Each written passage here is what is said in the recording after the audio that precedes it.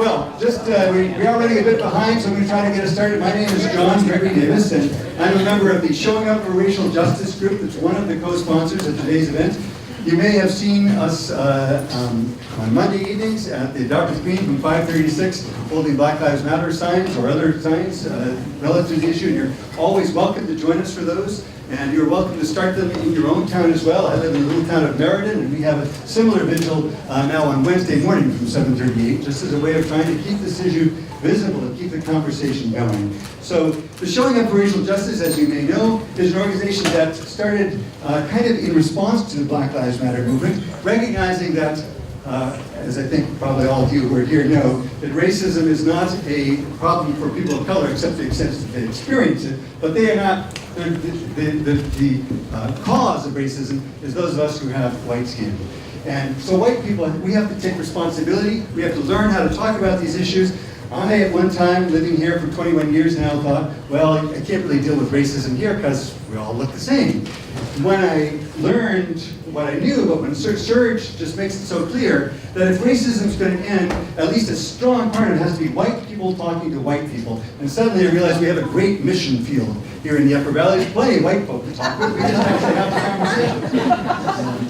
And so Alicia Garza, co-founder of Black Lives Matter movement, says to us, we need you defecting from white supremacy and changing the narrative of white supremacy by breaking white silence. That is a large part of what we're doing today, what we'll continue to do after today, but we're so glad that you were here with us. And at this point, I'm going to, I wanted to say, where's Carol and Peg? You guys around somewhere? Two other members of Showing Up for Racial Justice. We'll say more about that at the end. We hope this is just the beginning of an ongoing movement, and we, Showing Up for Racial Justice, are trying to take a leading role in that, but we need your help. We'd love to have any and all of you join with us as we move forward. But the other major organization that's done a lot of the work to make this possible today is the Upper Valley Young Liberals.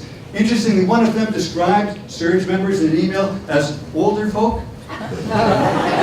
Surge is not just for older folk, but I suppose Upper Valley Young Liberals is mostly younger folk, and we're sure are glad for their needs. So, Ashley, Andreas? Andrews, it's okay. Hi everyone, I'm so glad to see so many people here. So most of you might know what Upper Valley Young Liberals is, but I'd like to just tell you guys our mission statement and why we're here today. So our mission is to foster and encourage political, cultural, and civic engagement in young people in the Upper Valley. And I think that's really important. And the work that we're doing here today, talking about systemic racism, our group also hopes to address other groups that have been oppressed and to continue to do this work. This isn't the last workshop or event that we will have on racial justice. It's something that is going to stay part of the conversation. So you can find us on Facebook, or we have our website. And so that's Upper Valley Young Liberals. And I'm also going to introduce the agenda today and our goals for the event. So I'll start with the goals. What we came up with when we were organizing this were 2 goals for everybody to walk away with achieving today. And that is to understand racism as a system that advantages whites and disadvantages people of color, and to describe what it means to be an ally and what ally do's and don'ts are. So those are our goals, and our agenda is this introduction, welcome, followed by Sharana, who's going to be our moderator, introducing a video and our panelists, and then we can do a break after the panel if people want to do a break, and then we can dive into some questions. And we'll be handing out some cards for people to write questions on during the break. Yeah, we have a basket that's going to go, we have a basket that's going to go around while the panelists are talking. Or before we can start getting it around, and it has note cards and pens and pencils. So if you guys think of something while a panelist is talking, go ahead and write it down, and we'll have a collection basket going around after. So now I'm going to give it back over to John to introduce some of our communication norms and our icebreaker. Thank you, Esther. Yes, the communication norms, which you maybe can't read, but they're fairly standard. I'm sure you've heard things like this before.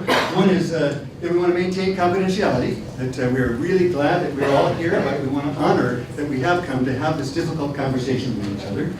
When we have a chance to speak, especially in this large gathering, we want to really honor that we are a large group, and so one of the norms that you may have heard is if you're a person who tends to talk a lot, step back, that would be me.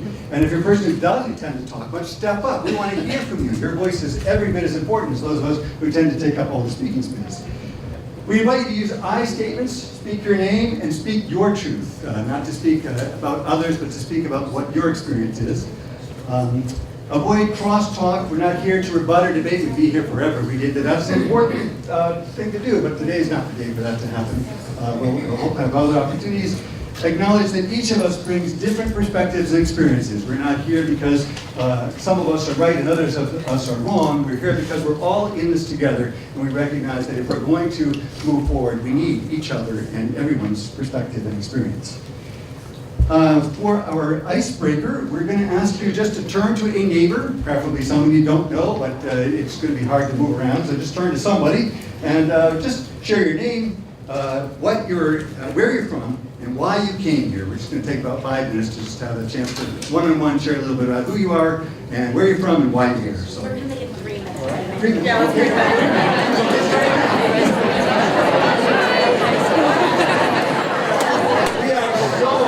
So excited by the energy that is in this room, and I hate to stifle that anyway, but we do have a tremendous panel here that we want to hear from. And again, the fact that you are here and that this conversation is happening says to us you need to come back. We need to find more ways. This cannot be a one-time thing. Clearly, many of us feel a need to be engaged in this conversation, and we're so happy that you have joined us to be part of this.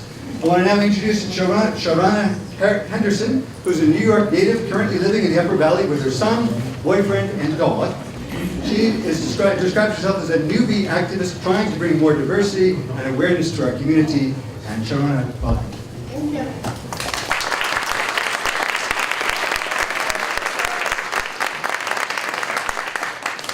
Thank you. So I'm here as the moderator, and I will be introducing the panelists. And our first panelist is Reverend Dr. Sandra Barnes, who waits upon the Lord to direct her path as she responds to the call to teach and preach. She was ordained at the African Methodist Episcopal Church in Philadelphia, Pennsylvania, and she has received a Master's of Divinity as well as a PhD in Education Studies. She has taught middle and high school in Boston Public School District and Dallas Independent School District. Her community work includes the Boston Busing Desegregation Project, and WAVE, which is the Women of Action Vision Emerging Institute for Leadership and Development. Thank you for being here, Sandra.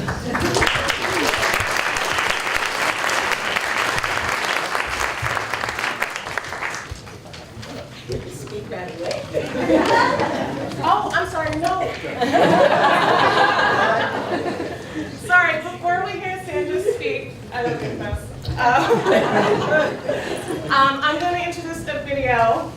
If some of you don't know, and if you're on social media, Francesca Ramsey, she is an activist in the community. She stars on MTV Decoded, and she has like a strenuous series of weblogs where she.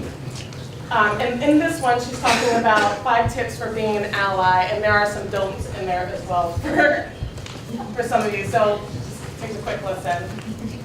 Hey friends! So I'm trying something different with my setup, and I don't know if it's working, but you will deal.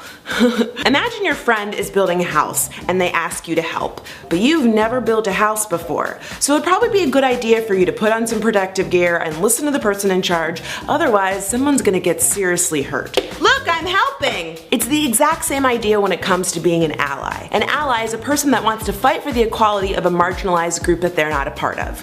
We need your help building this house, but you probably should listen so you know what to do first. Let's do this. So here are my 5 tips for being a good ally. Understand your privilege. Now, a lot of people get hung up on the word privilege, so let me break it down for you nice and easy. Privilege does not mean that you are rich, that you've had an easy life, that everything's been handed to you and you've never had to struggle or work hard. All it means is that there are some things in life that you will not experience or ever have to think about just because of who you are. It's kind of like those horses that have those blinders on. They can see just fine. There's just a whole bunch of stuff on the side that they don't even know exists. So for example, there are currently 29 states where you can legally be fired for being gay, and there are 34 states where you can legally be fired for being trans. Now, as a straight cis woman, those are things that I don't have to ever think about if I don't want to. I'm not gonna be fired because I'm straight, and I'm not gonna be fired because I am cis. So it makes sense that before I can fight for the rights of others, I have to understand what rights I have and others don't. That's privilege. Listen and do your homework. It sounds like a no-brainer, but it's not possible for you to learn if you aren't willing to listen. So you gotta know when to zippa the lippa. I don't know. You get what I mean. But that's the thing that's so cool about social media. There are so many people sharing their stories all around the world and connecting with people that they normally would never get a chance to without the power of the internet. So do your homework. Start reading blogs, tweets, news articles, and stories so that you can get caught up on the issues that are important to the communities that you want to support. Speak up, but not over. If the Fight for Equality was a girl group, the ally wouldn't be the lead singer or the second lead singer. They'd be Michelle. An ally's job is to support. You want to make sure that you use your privilege and your voice to educate others, but make sure to do it in such a way that does not speak over the community members that you're trying to support or take credit for things that they are already saying. This isn't Mario Kart. Stay in your lane. Realize that you're going to make mistakes and apologize when you do. Nobody's perfect. Unlearning problematic things takes time and work, so you are bound to mess up and trip and fall. But don't worry, you can brush yourself off and get right back up. And back up! Just remember that it's not about your intent, it's about your impact. So when you get called out, make sure to listen, apologize, commit to changing your behavior, and move forward. Last but certainly not least, actually the most important thing on this list, is remember that ally is a verb. Saying you're an ally is not enough. You gotta do the work. 1 through 4. 1 through 4. As always, there are links in the video description box to some of the things I mentioned in this video, along with some resources that have been really helpful for me as I've gone along in my journey to be more conscious. So I want to hear from you in the comments. What are some sites that you suggest checking out, and what are some things that have helped you become a better ally? Let me know in the comments below. Don't forget to subscribe, and I'll see you when I see you. Bye! I just want to quickly say, for those of you who thought you'd be hearing Reuben Jennings speak, that Reuben is fine. He just came down with a very bad cold and so could not be with us today. But Reuben's friend, I don't know if she's still his friend, Reuben's friend Saunders, he called her yesterday or 2 days ago. She lives in Boston, and she agreed. Reuben owes her. She agreed to come up and be with us today, so we really appreciate that, Reuben.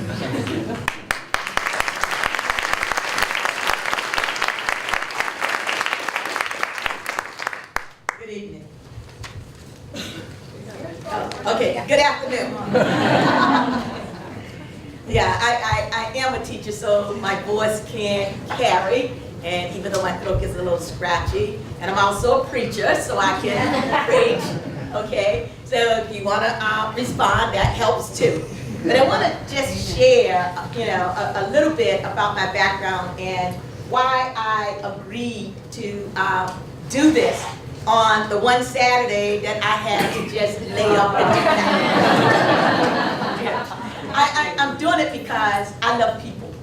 I love humanity. I love what it is that, and I am a deep Christian, and I love what it is that God has done and created men and women. I love it. And so that I want to do what it is that I'm calling this world to do. And that is be open to who it is that I come in contact with. I believe that all people have a purpose. And I have yet been able to be convinced by anyone that we were not intentionally made to be different. There is something powerful about who we are as individuals and how it is that we are able to share with one another and learn something new about this world and how it was created, why it was created, And the differences that we have are not to limit us. Okay, I believe that the differences are barriers, but those differences are barriers that we are to break down, that we are to work with, and to get to know each other. So part of my life experience has been about being a teacher, and one of the reasons that I ended up pursuing teacher education to teach teachers how to teach all children, I looked at education through the lens of racism. Because I believe that education is the key. But education doesn't always mean, for me, being in college, being in school, but education means having an open mind. Education means being creative. Education means having the ability and the skills to be able to ask those critical questions of each other. And I sincerely believe that we all have questions, and I believe that some of those questions we have the answer to. The key is how to ask the question to get at the answer to the questions that we have. And so this work, my work that I've done in teacher education, has been about working particularly with teachers and having them to look internally. I believe the answer comes from within. And when teachers say, and will ask people, the students, why do you want to be a teacher? Oh, I get the standard answer. Oh, I love kids. So why do you want to teach? What do you know? And because I've worked at university, at Lesley University, Wheelock, and Northeastern, the teacher education programs are predominantly young white females. And so I always wanted to know from them, you love kids, but do you love those children that look like me? And if you can't love the children that look like me, you can't claim them as your children. And what I've learned, because in my family, I had teachers in my family, and my aunt had no problem bringing kids home, and all of a sudden I got, this is a cousin, this is a brother, this is a sister, because these were all her kids.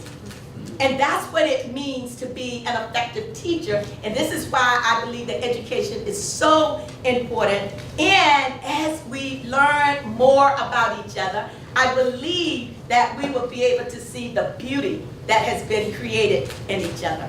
And I look forward to your questions for the rest of this time.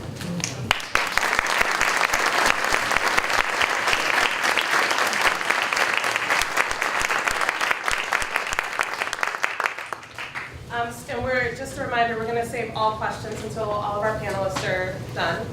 Our second speaker is Patricia Shine.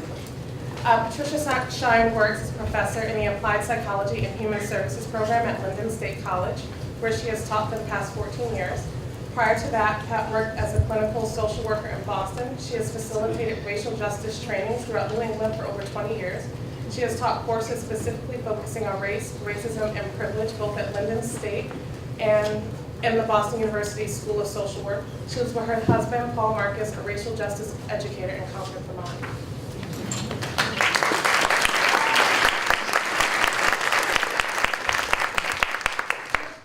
Can you hear me? Yes. So I also teach, so that helps. So I'll start by saying two things. One, I have done this type of work for many, many years in northern New England. This is blowing me away. Like, this does not happen.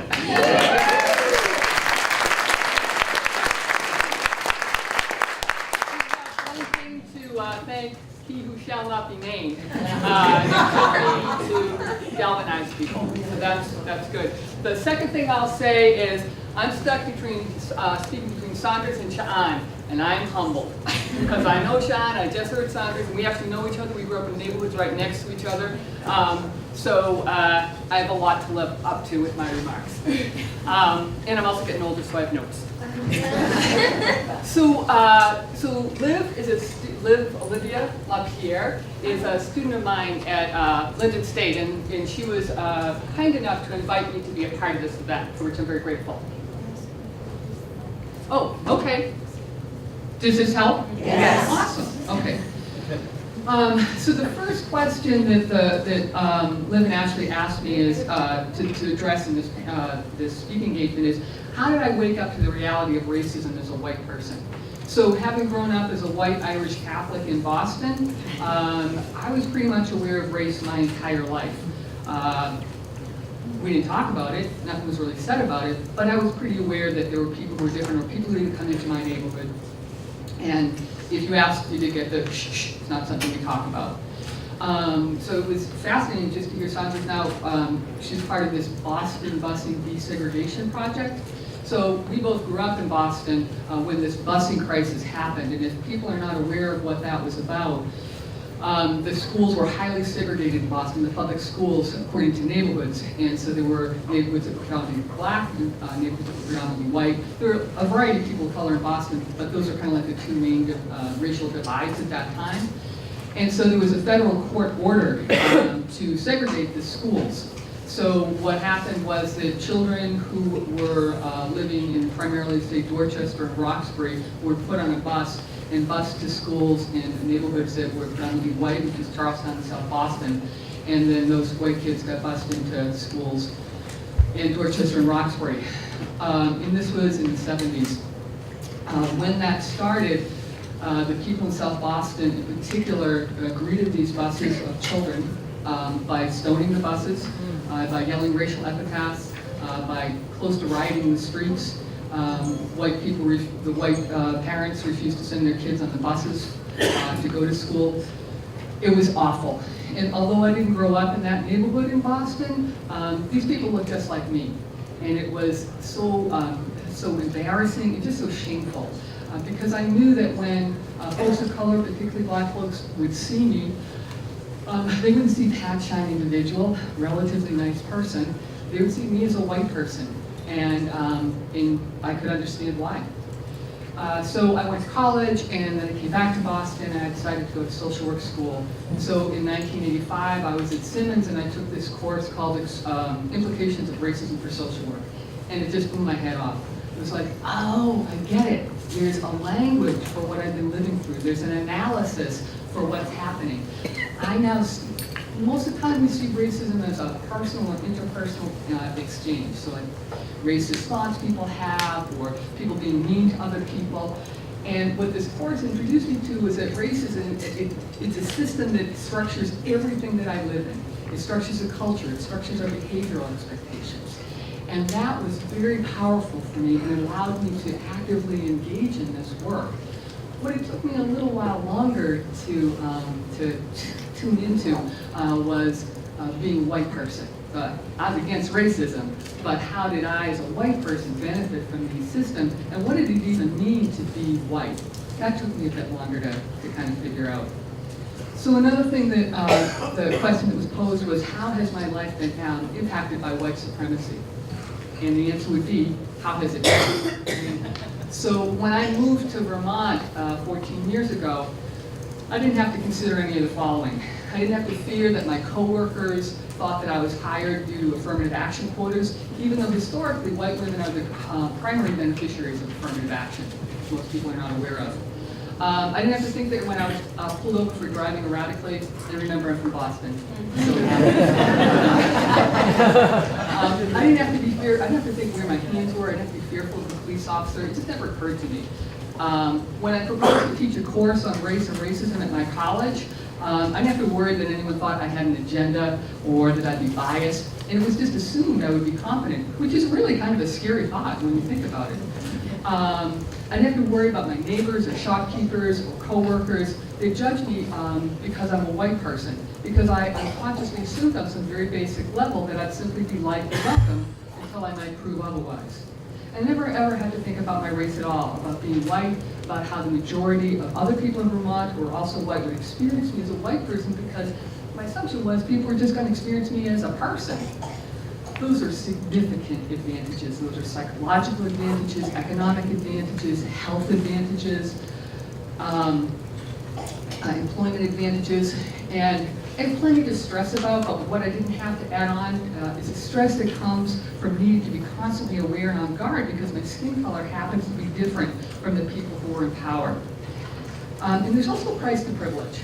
There's a cost to those of us who are white, living in a white supremacist system. All of my grandparents immigrated from Ireland, so my parents obviously were steeped in that culture, so I'm second generation. I know very little about Ireland. I don't know the language, and my grandparents all spoke Gaelic. I know some kind of, if you will, whitewashed Irish-American rituals, like, which is just so brutally awful, like getting drunk on St. Patrick's Day. You know, it's just like, wow, that's the cultural heritage I have? I don't know who I am. And this guy, Noel Ignatieff, wrote this book, How the Irish Became White. So any immigrant group that comes over here has to lose their culture in order to be accepted into the system of white supremacy and get those quote-unquote benefits from that. And the benefits are very real, but there's a steep price that we often don't think about. That's why I kind of wiggle around with that term white privilege. Because there's definitely privileges, but we need to attend to the price too. So the third question out of four that I was asked was, well, why do I care? Like, why do I do this work? And there's a ton of reasons, and I'll split them into kind of two categories. One is justice, because a system that advantages some people and disadvantages others is simply wrong.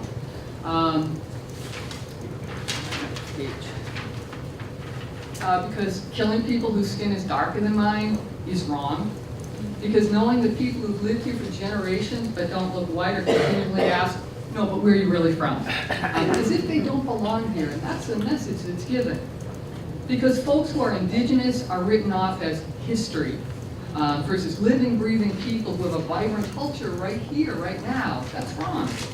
Because being trained to believe that there's such a thing as, quote, other people who are responsible for terrorism, crime, poverty, bad neighborhoods, whatever the problem du jour is, that's wrong. Because hearing people who are privileged say that those who are marginalized are whining, that is so deeply wrong. The other reason is personal. So year after year after year, it becomes ever clearer to me how this system dehumanizes me as a person. If I'm not aware of the suffering of other people, or if I'm aware of that suffering, I do nothing about it, that dehumanizes me. By living in a white supremacist society, I'm disconnected from my sisters and brothers of color because on some level I've been taught to see them as, you know, just different from me, which means not human. That's a deep, painful, awful message that we are enculturated in.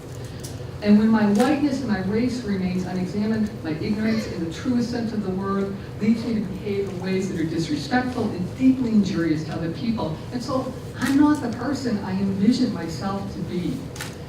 And I just want to say, you know, and so I kind of break it down into justice for all and then justice for my soul. And in that sense of like justice for all and what the video was talking about in terms of being ally, I also struggle with that sense of being an ally because that assumes I'm helping other people because, you know, white supremacy is hurting, it is killing all of us. So in some ways, I'm not an ally in the struggle, I'm in the struggle because I need to for me. So the last question that I was asked to address was, what are some possibilities for change or transformation? So, you know, again, having done this work for many years and doing this myself, you can get really overwhelmed and think, God, this is such a huge system, it's gone on for so many years, how could things possibly change? And I think of, my analogy is indoor plumbing. And I say that because if you think of living, I don't know how many years, 100 years ago it was before indoor plumbing came, and you have to think of trying to create a system to deal with plumbing, you think, there's no way. Like, there's just too much work. How would we connect things? Where would we get the material? Who would build this? Who has the capacity to do this? And I would guess that most people in this room benefit from indoor plumbing today and don't think about it. So we created the structure, we as white people created the structure of racism. I think we can, you know, deconstruct it and work to break it down. So some things that have been important in my journey is to listen a lot, and when I'm called out on things, to not be defensive, but to be actually grateful. And I'm embarrassed, believe me, particularly, because I'm older and I have been doing this work, and actually Sean spoke in one of my classes last year, and I just really made a really stupid mistake. And you actually didn't call me out on it, which was very nice. I eventually called myself out on it. But I spoke with Sean about it. She was very, very gracious about it. But I was embarrassed. Like, I would like to just, like you just close your eyes and think, if I keep my eyes closed, it didn't happen, right? It does. And so we need to, for those of us who are white, and if you think like, well, I just have to wait, like you got to do two things at one time. Like you have to constantly educate yourself all the time. There's so much more to learn. And then you can't wait for like, oh, once I know that, then I'm ready to speak up. You're going to make mistakes.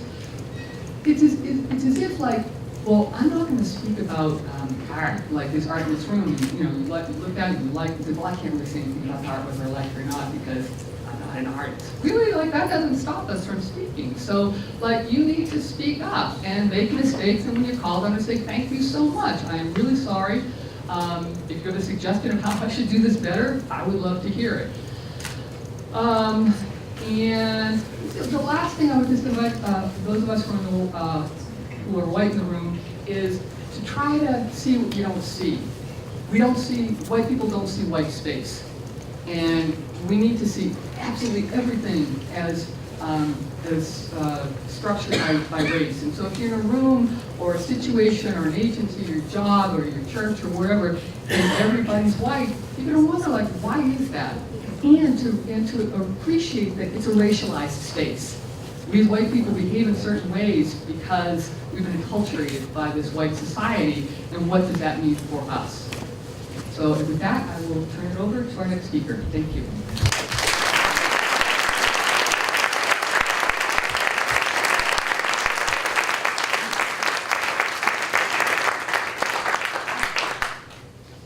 Is this on? Can everyone hear me? It's fine. Okay. Our next speaker is Sha'an Boulier. She's a consultant, community organizer, educator, artist, and Vermonters for Criminal Justice Reform board member. She chaired Women's International League for Peace and Freedoms, Racial Justice Committee, and as a WILFP delegate, attended the 2001 United Nations World Conference Against Racism held in Durban, South Africa. In 2015, Linden State College awarded her their Presidential Medal of Distinction. She has facilitated conflict resolution, human potential, creative arts, and racial justice, and community organizing workshops and trainings nationally and internationally. She has been working for racial justice for 30 years, co-founding the African American Alliance of the Northeast Kingdom. Currently, she resides in St. Louis.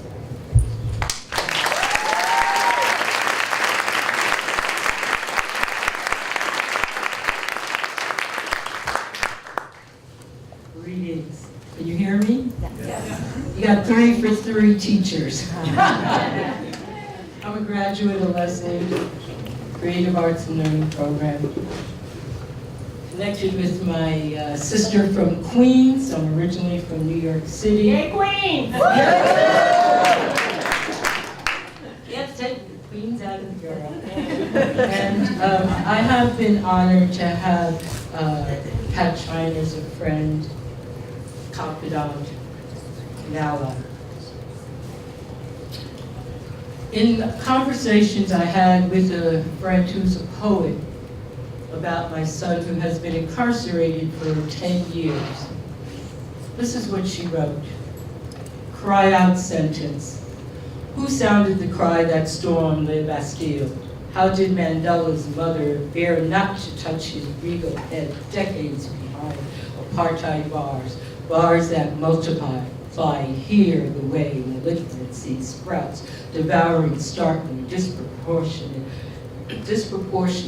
of melanin dosed sons, the new Jim Crow, slavery, the same brutality, deprival, vanquished fathers, suckled babies, ravers of class, of privilege with high magnitude, power to destroy, thrusting greenbacks at a judge, just being of color. 12 to 30, a guardrailed road to arrest. How does a bent over rocking her womb woman breathe whose child rots incarcerated in a car box, art serrated, barbed wire, rated, wrapped too far to visit, to see the tiny square of cloud, the never turned off fluorescence, the slave ship whole chain stunned bare, survival so on ice. There are mother steps, mother leaps, mother circling raised arms, waving to storm.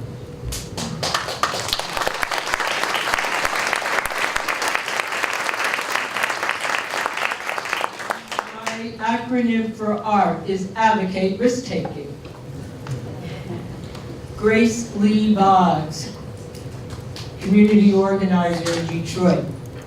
Creativity is the key to human liberation. Justice, Cornell West. Justice is love made public.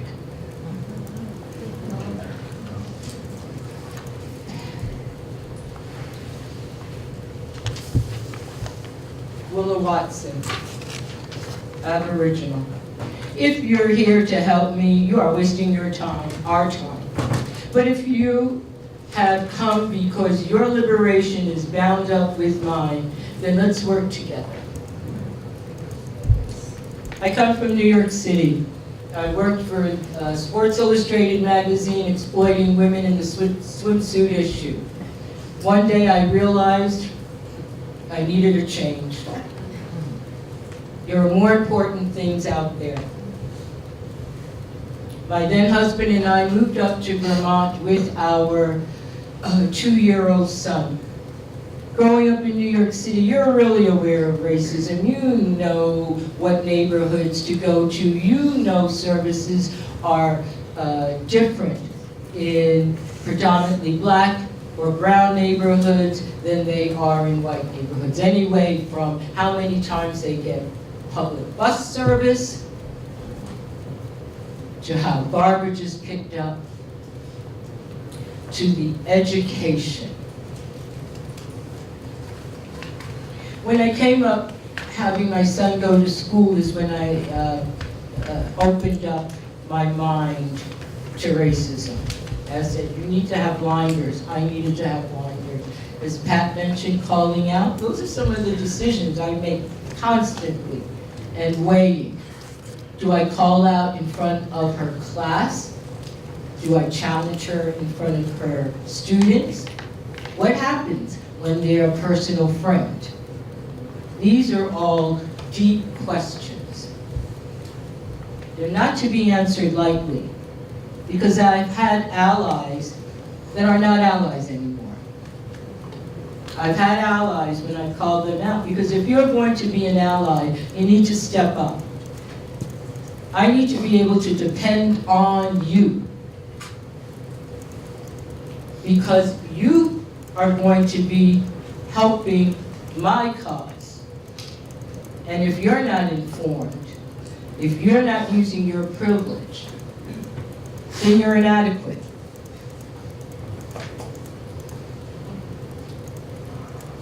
The African American Alliance was started because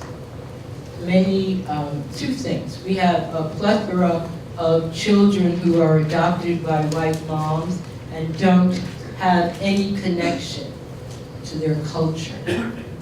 When Pat mentioned Irish culture, I can't say, as a matter of fact, I will say, my parents did not promote my culture.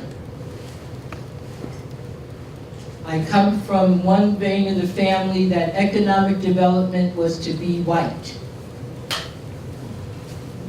In Jamaica, in the 1850s, my great-great-grandmother, Annie Gregory, did not have choices.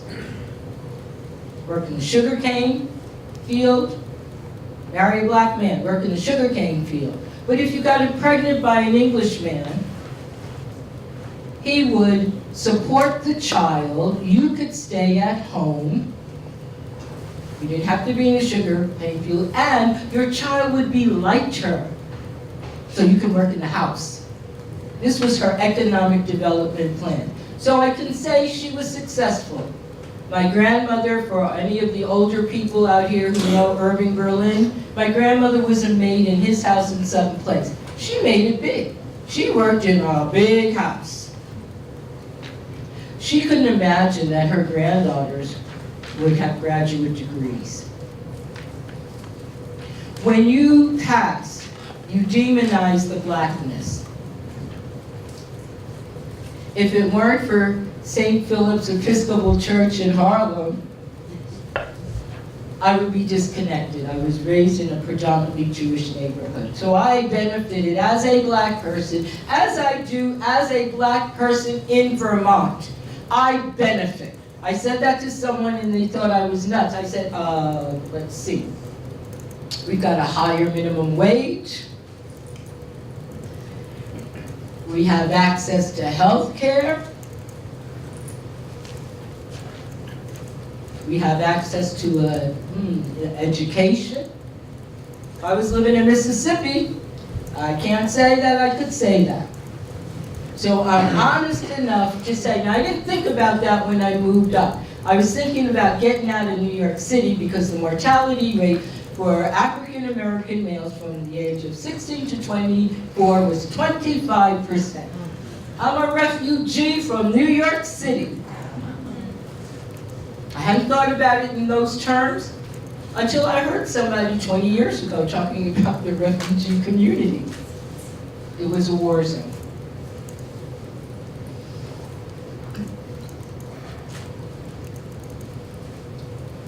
Currently, I'm working with Vermonters for Criminal Justice Reform. And for those of you who may or may not know, we have a disproportionate number of black men incarcerated. So if you look at the general population, and these numbers can move a percent or so, so I'll use the 9%. 9% of Vermont's prison population is black men. In the general population, we're less than 1%. Okay? So when I say, when we think of how progressive we are, when we think of how forward-thinking we are, we're not. And I have 4 grandsons, 3 of them that live in Vermont. You are at risk if you have one person who's incarcerated. You are at risk if you're a black man. What is it that I could offer my sons? What community will embrace them for whom they are? I'm not leaving. I'm here. Got 33 years in. It's not easy. Every time I pass a police car, I seize. I'm currently living with a neighbor who's flying a Confederate flag.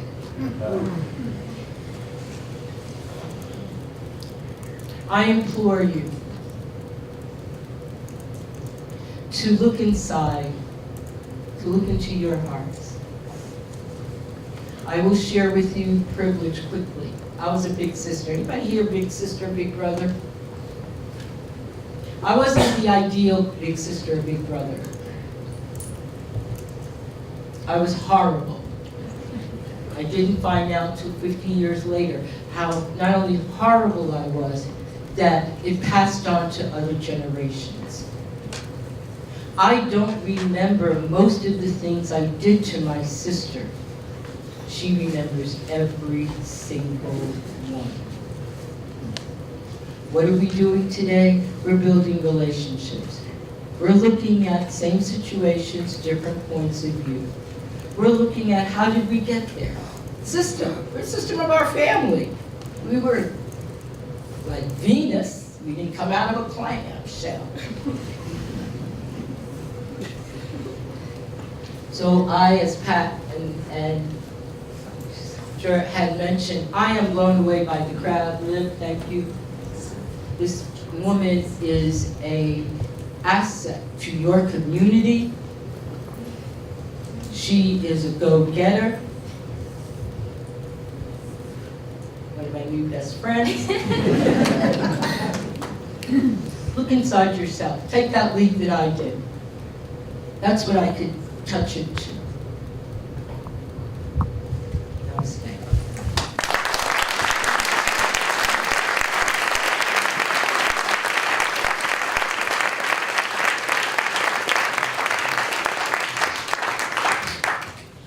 That was wonderful, thank you. So we have another speaker, Mark Hughes, coming in. He's coming in from Burlington and he's running a little bit behind. So what we would like to do is, if anyone has any last minute questions for the three panelists here, to jot down, and if I can somehow locate the baskets that we had going around. Awesome, thank you. And if everyone wants to get up and take a stretch really quickly, because once we'll have one more panelist and then we're just going to dive right into everything. So if you guys want to take a stretch, any last minute questions you have, jot them down, get them in the basket, and we'll continue when Mark gets in, okay? Just want to make sure everyone's settled down. So after Mark, we're going to start with questions. And if anyone has any other questions after he speaks that they still have written on index cards, I'll be happy to just raise your hand and I'll come over and collect them, okay? And so this is Mark Hughes. He's an Iowa native. Mark Hughes is a retired Army officer and has resided in Vermont for over 7 years. He is an executive director and co-founder of Justice for All, a racial justice organization. Ordained in the Baptist faith, he now is a member of the Unitarian Church of Montpelier, where he serves as co-chair of the Social Responsibility Committee. Welcome, Mark.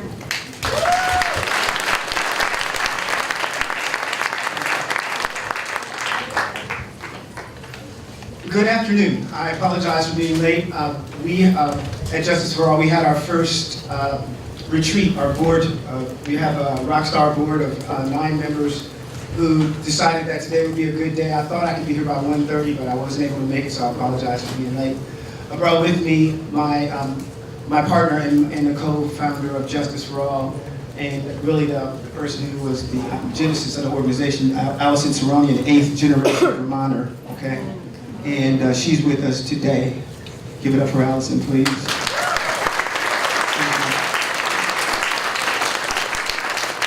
Start the clock right now. Please start the clock. I want to know that I'm going to be on some time here, and I will talk and talk and talk. Cheyenne will tell you I can't shut up sometimes. So let me just give you a brief overview. I just want to tell you on the upfront, I've been running like crazy, but I could not pass up this opportunity to come down here after having not slept at all last night, and after being in a board meeting all day and coming down here without being paid, and also having to drive 40 miles for my own round trip with 2 small children. I'm really excited about this opportunity.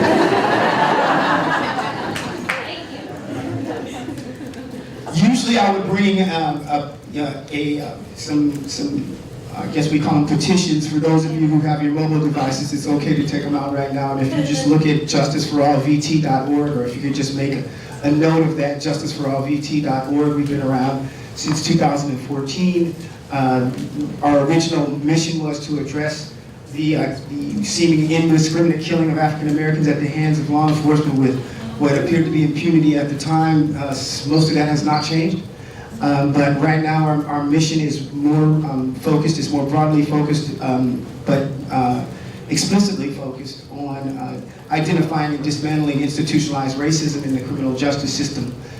Specifically, what we do is we're focusing on implicit bias in institutionalized racism. Okay, we have apparatuses in place for explicit bias already, and we see how effective they are.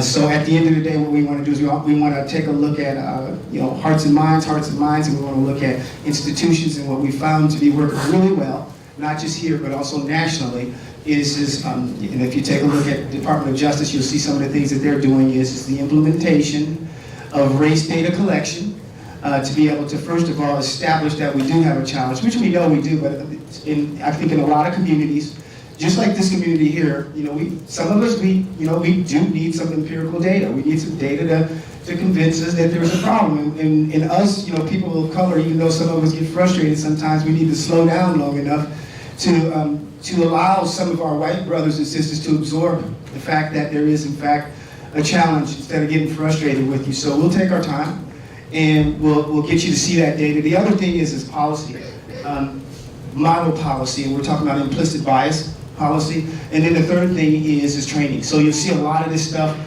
in Vermont, for those of you who jumped across the river. But you'll see a lot of that here in New Hampshire as well. What we do is we also we focus on get this civilian oversight of all criminal justice, of all law enforcement personnel as well. It's a good thing. They work for us. Okay, and I think that one of the focuses that we're picking up, which we think was an oversight, is also use of force data. Use of force data. I'm going to say it one more time. Use of force data, because that's where we started. Okay, so we'll want to make sure that the appropriate data collection mechanisms are in place to collect that data, as well as to implement the policy that's necessary, as well as the training that's required. Again, this is all implicit. This is implicit bias, an implicit bias approach. And the reason why that is that this is a disarming conversation. This is a way where we can have these conversations that we need to have with one another, where there is a sense of openness, where we are building bridges, where we are joining communities, where we are reestablishing trust in law enforcement, and where we are undergirding the legitimacy that our law enforcement officers need to get their jobs done, because without legitimacy in these communities, it's going to be harder for them to do their jobs, because there's not going to be trust, and without trust, public safety goes south. So what we're doing here is we're in the work that we're doing, we're establishing is yes, we're protecting the lives of people of color, but at the same time, we're making all of us more safe. What do you think about that?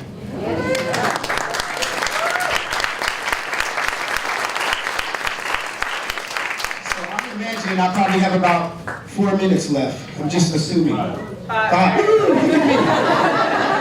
So here's what I want to do is I just want to give you a little bit of twist. Some of the things that we're doing in our communities is we're doing a lot of film viewings. We want to do some here.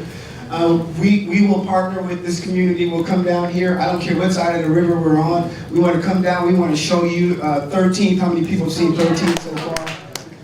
We want to show you broken on all sides. We want to show you racial disparities in the criminal justice system. We want to teach you what it's like to have that inextricably bound to the mass incarceration and the prison industrial complex that we have in America, to understand the 2.3 million people who are incarcerated in America. There are nearly 1 million who are African American, and that the war on drugs hurt, okay? We want to get you to understand that the reason why we're having problems across this country, not unlike what we're doing right here in this state and the state next to it, has a lot to do with the breakdown of the trust that we've had in law enforcement over the years as a result of the over-policing in communities of color and those who are poor, and the impact that has on their lives. We want to get you to understand a little bit more about how inextricably, when this occurs, what will happen is that it will have a direct impact. If a person is not locked up, they will be locked out, and they will not have access to public health. They will not have access to access to housing. They will not have access to education, and they will not have access to employment. Okay? So we want to get you to understand these challenges that we're having as a nation, because this is not a political conversation. It is not a Democratic discussion. It is not a Republican discussion. It is not a left discussion. It is not a right discussion. This is a moral discussion. Yep. In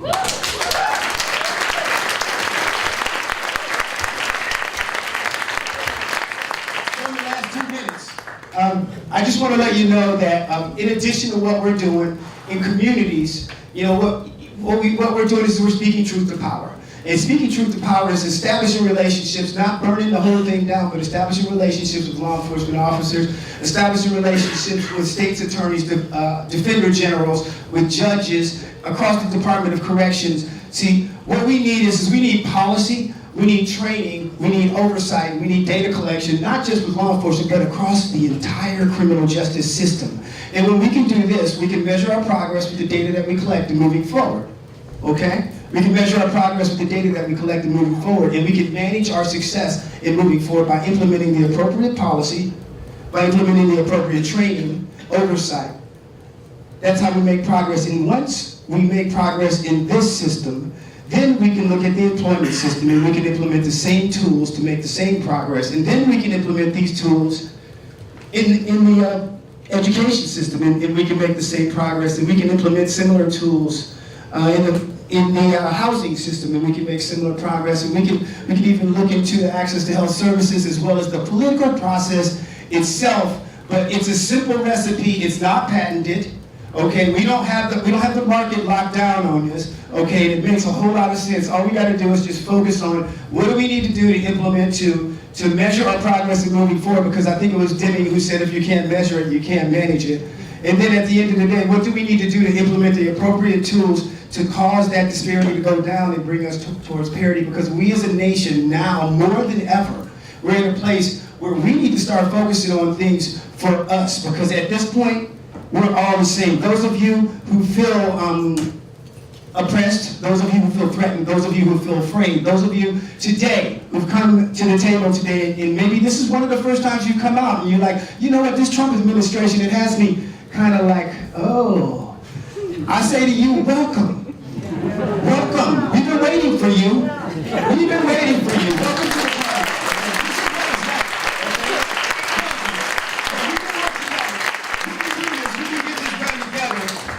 Again, justiceforallvt.org. Look us up. I'm glad to answer any questions and moving forward. Thank you. Have a great afternoon.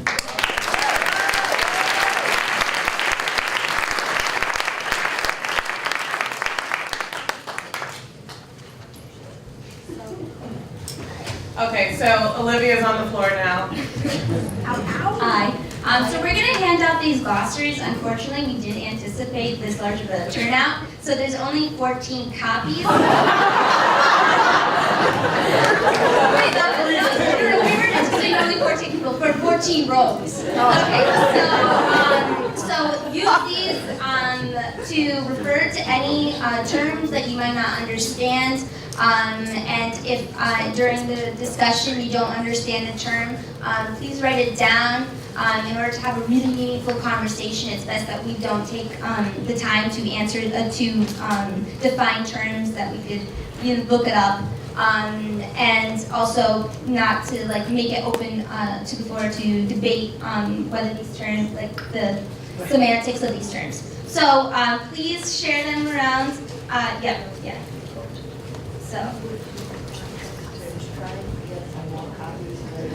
Oh, no, it's okay. Yeah, they're very expensive to make copies here. To make this many. We're on a low budget. We will have a link. This glossary is posted in the Facebook event page. And if anybody signs up on the sign-up sheet here with their email, we will send a copy of this to everybody that wants one. I also pass them amongst the rows now. I also put the reference to the website where we got the information from. So, I'm Olivia, like what I just stated, and I'm a student at Lyndon State College in the Applied Psychology and Human Services Department. And Pat Shine is my advisor and my teacher and my mentor. And then Sha'an is one of my great friends, and she's definitely been the person that inspired me to speak out on these issues and feel confident and educated and articulate enough to do so. I'm also the Social Justice Chair for Upper Valley Young Liberals. A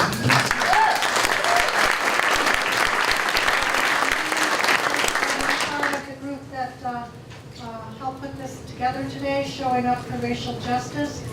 Gregory John Davis is in the back also, and Carol Ruppy. We meet weekly on the corners of Main and Wheelock and Hanover at 5:30 for a vigil.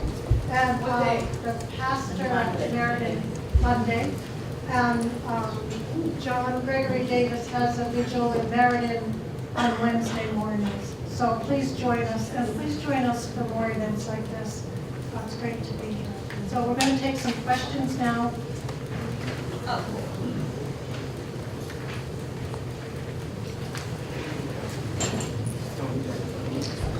So, what are some good ways to talk about race to people who describe themselves as colorblind?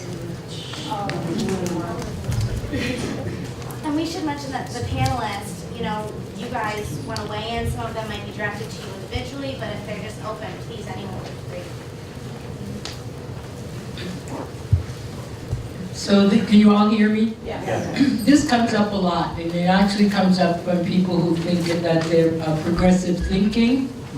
And what I simply say is if you don't see my color, you are blind to me. I'll say that again. If you don't see my color, then you are blind to me.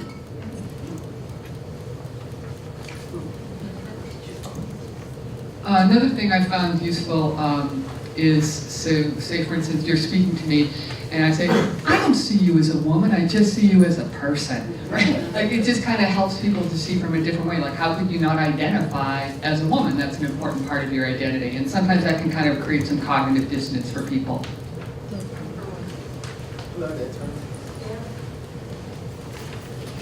I don't know, I think the question, I think the premise of the question is what we need to focus on, because really the premise of the question is something else. I'm not racist. Right? Right? So I think that's usually when I kind of try to turn the discussion into, well, you may not see color, but do you see the outcome of systemic racism and the disparities that it creates across America?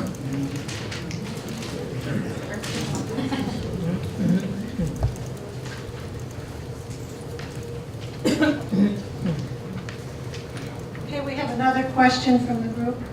With the given political situation, what are some steps or actions you recommend to help us empower and lift up our more vulnerable community members and ourselves? Some steps or actions. You guys' turn. And I just want to remind you that statement. So whoever asked that question, I would say, where did that question come from? Remember I talked about if you're coming here to help me. And that's what that question feels like and sounds like to me. And it is, maybe the first step is to look at your own oppression. Look at how you are confined, in order to work on your own liberation, and then we can work on liberating together. Not this, and that's the dynamic of oppression, one over. So I don't know who asked the question, but I would certainly encourage them to, as Mark said, take a step back. And what was that question's value based on? And I'm really true. When I say I don't want you to come help me, because you're bringing your crap, you're bringing your stuff, and that's not helping me. I want you to be able to understand how you are what I call like straitjackets.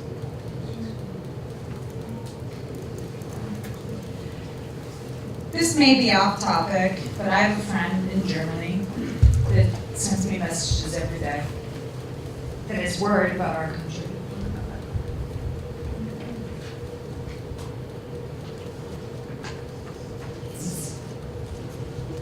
They're worried about us.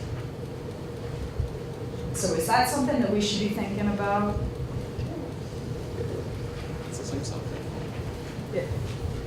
That's all I have to say. I don't know what to say to him.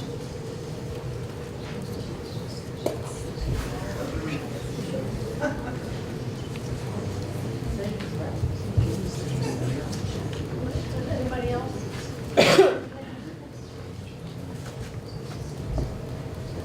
I need to answer whoever that was. Speak to the mic, please. I need to answer whoever just said that. Melissa. Okay. I think because we are all here, we're stronger. And we finally know what we're doing. And I think that's hopeful. If we can get through the next 4 years. Thank you. We couldn't hear that. She said that we're strong and we can get through the next 4 years. I actually sit in an immigrant church, where people come from India, Trinidad, the Caribbean.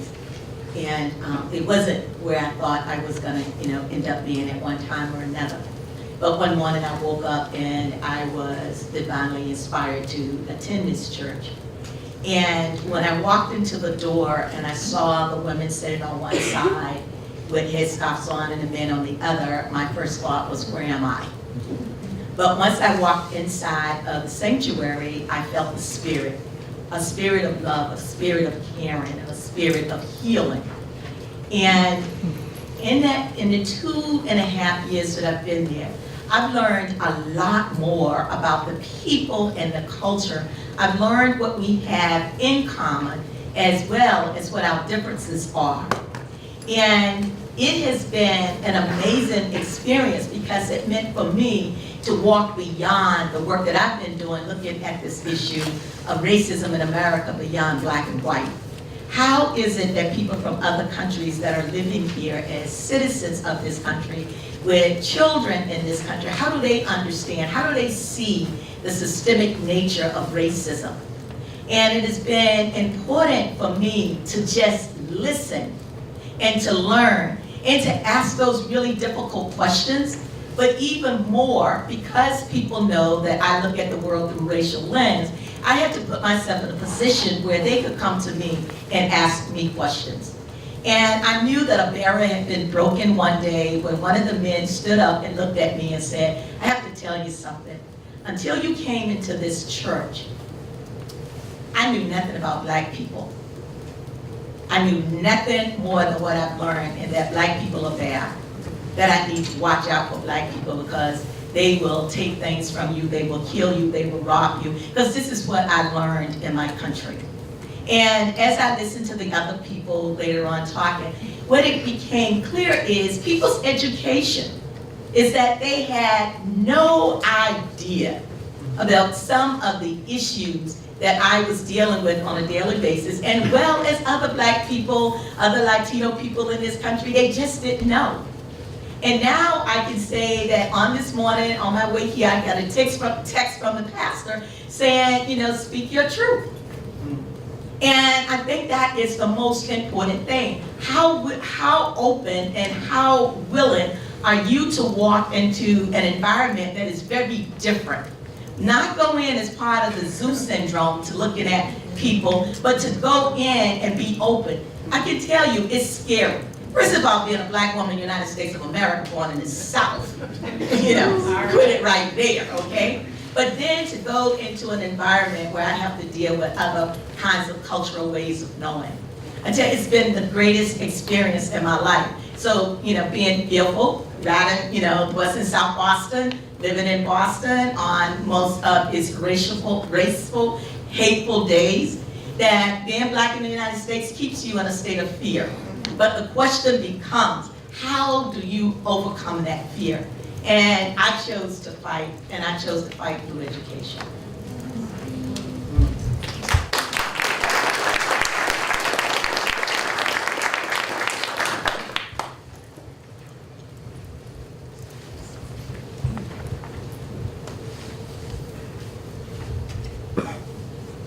Hi, I'd like to think a little bit more about, hear from you a little bit more about the word privilege. And I was very grateful for that opening video to talk about kind of redefining this word and this term. It's something that, you know, I've been thinking a lot about since the election. And as, you know, a straight white man in this country, I'm no more aware of my privilege. And I own that term for myself personally. And it's easy for me to do that because I'm doing fairly well in this world. You know, I'm well employed, access to health care, my kids are in great schools.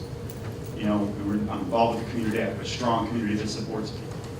I get that. But it's, and from that position, it's relatively easy for me to open my mind and try and understand, try and incorporate some of the strife that comes from those who don't benefit from that privilege. When I think about what's happening at the national level, the bigger struggle for me is putting myself in the mind of those who don't feel privileged, right? And it's that word that I get stuck on, because I feel like the bulk of the people who voted for our current president are people who are white, straight, or some combination, and male, or some combination of those things. But the majority of them are by no means feel privileged in their status in society and their place in the world. And I feel like it's too easy for someone like Trump to come along and twist that into support, you know, to harp on that emotional place, when if you're downtrodden and struggling every day to make it through, and someone comes along or some commercial comes on the air and says, oh, and by the way, you're white. How does that feel? You know, how does that feel for that person? I'm trying to understand that, because I don't know how that feels. I'm too privileged myself. So I wonder if you know, I appreciate the effort to kind of define it more accurately and spread that education, that understanding, but I wonder if that effort is maybe better put into, maybe there's a different term, instead of trying to redefine that term in the minds of the people who are feeling it negatively. Is there another term, or do we need to just focus on that educational point and drive that understanding of privilege that I now have, thanks to coming out to this event, into the minds of you know, middle Americans who are just trying to get by, you know?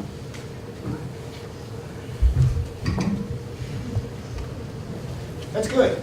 I really appreciate that. I think that, what's your name? Alan Johnson. Alan Johnson.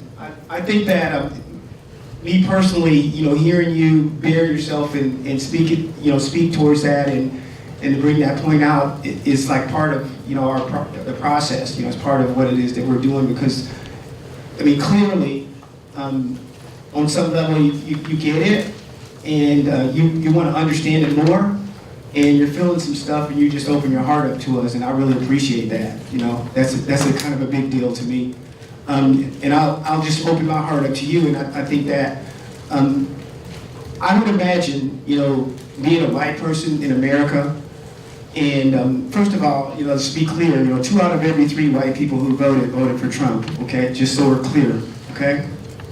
But that doesn't mean everybody who voted for Trump is a racist either, okay? And it doesn't even mean that they have that type of mindset. It just means that they thought that either in light of or in spite of what Trump represents, that they felt that he was going to do something in their best interest, okay?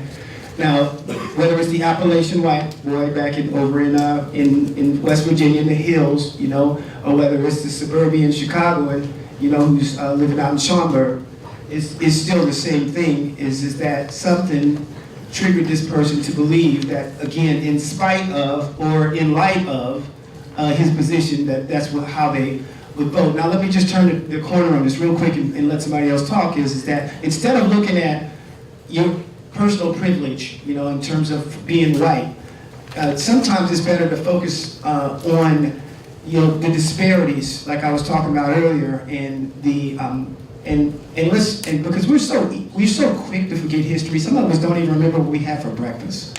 Okay, but you know, understanding that we still live in a nation that was stolen in genocide and built on slavery. Okay, and every single one of us, our families have been impacted by it, and it affects the way we think. And it also, as a result of that, as people, it affects the way that we even look at each other. You looked at me in a different way just when I walked in the door because of the color of my skin, okay? White people don't experience that, okay? So what I'm getting at is that just kind of turn the tables instead of looking at yourself and trying to define or understand or redefine privilege. Think about what it's like to not have privilege, okay? Think about what it's like to be black if you were wearing a different uniform today, how you would be treated, and then look around you and acknowledge what is existing and what has existed throughout the history of this nation, and as a result, the plight of this nation. And I don't mean this in a negative way, but we need to be not afraid to say oops or ouch when we're having these conversations, okay? And I think that is very important, that as we wrestle with privilege, and I wasn't here for that film, but as we wrestle with privilege, that if we're having a hard time getting our heads around it, then stop looking at yourself and look at the folks that are being impacted adversely. And just thank God that you're not in that position, and then put an equal sign after that, and then you can write privilege after that. Olivia had mentioned the glossary. So there is a glossary that is provided with terms. There is a plethora of information out there about white privilege. You Google white privilege and there will be more information than you can comprehend. And I'm a demographic that is very disenfranchised. And yet, I have privilege. I have heterosexual privilege, I have ableism privilege, I have education privilege. So that's what I would suggest for you to do, is to start your research, and even if you want to talk with others alike, you can, on Facebook, there are discussions going on constantly debating this topic. Just to clarify, I think you were asking sort of like, does the term kind of turn people off and so people can't realize what's going on? Would that be part of what you were asking? I think that's probably the nub of it, and it comes from, I've done a little bit of work in the community on energy issues and climate change, and I've learned that it's much more effective to try and break down barriers around guilt and blame before starting a conversation. And I wonder if that term doesn't raise the guilt and blame in the conversation. I know, I hear what you're saying.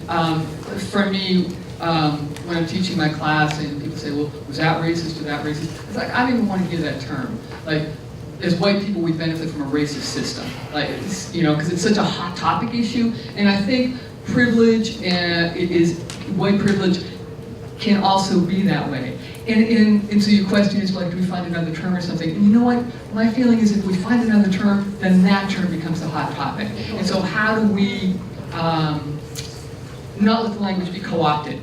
How do we continually engage and say, and go to the meaning of it? And like, I'm not going to get caught up in this like word for word thing. But what I'm really saying is this: we can talk about that. If you don't like that term, that's fine, whatever. But I'm going to talk about the meaning of it. And that might be helpful, because I hear you, we get little terms and then that's it. People don't even hear one thing you're saying at all. And people don't even understand the definitions of race, racism, white supremacy. That's why Liv put that, that glossary together. So I appreciate your question. The gentleman back there has his hand up.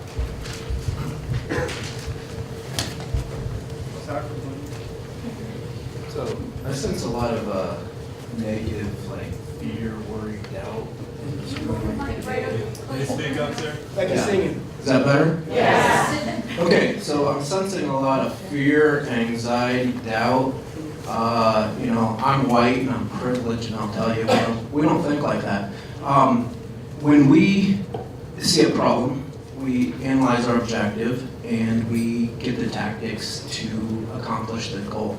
Putting energy into worry is completely useless because worry's never solved a problem yet in the history of anything. Fear also doesn't solve any of your problems. So, it's good to have some emotion. You want to have some emotion. It helps drive you. But if you get too locked up on the negative emotions, you're just going to become paralyzed in fear, really, and you're not going to be moving forward. So, being white and privileged and highly educated and pretty smart, I was never concerned about not achieving my goals. Actually, ever. I just figured if I wanted to do it, I'd focus on it, work hard enough, and I would accomplish it. So I didn't have a whole bunch of negative backlash into my psychology, like when I'm working up to do something. I didn't feel like I was really taking it from anybody else, so I wasn't challenging anybody else. It was more, me meet my own standards and meet my own objectives. What can happen sometimes is you think, well, I want to get this, but I got to take it from somebody else. That's not the best mentality all the time, because what we really want to do is get everybody up to a high operating level. And part of that is just the way you think about things and how you're going to be very concise about what your objective is. That's why I like this gentleman here. It's like, here's what we want to do, here's the objective, and here's how we're going to do it. And you just get a plan and you do it. You get the plan and you do it. You just move forward. Yes, you have to get everybody on the same page, and I think, there obviously emotion is good, it can be good, but if you get too locked up in fear, people get too locked up in fear, you don't go anywhere, you spin your wheels. So that's just a point of view from, my perspective.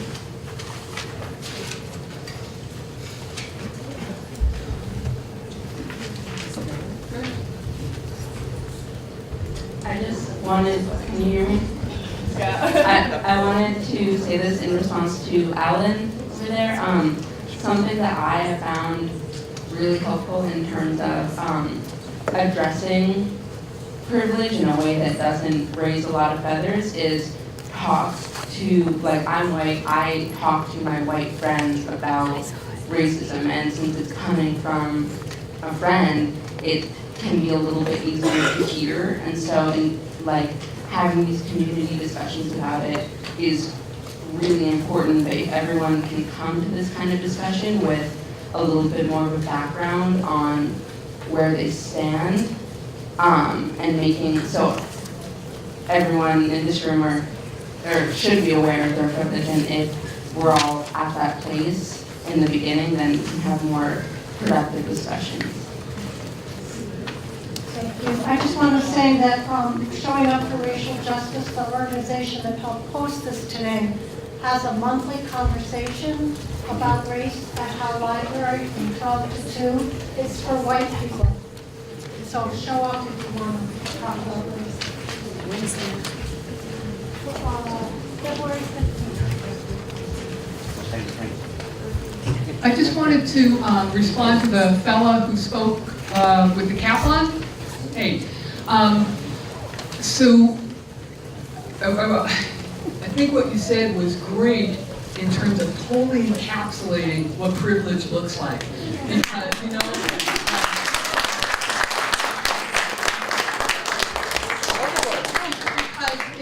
I'm not like trying to shame you or anything like that, but it's that sense because I'm white, and I grew up in a place where get it done, do it, get it done, and there you go.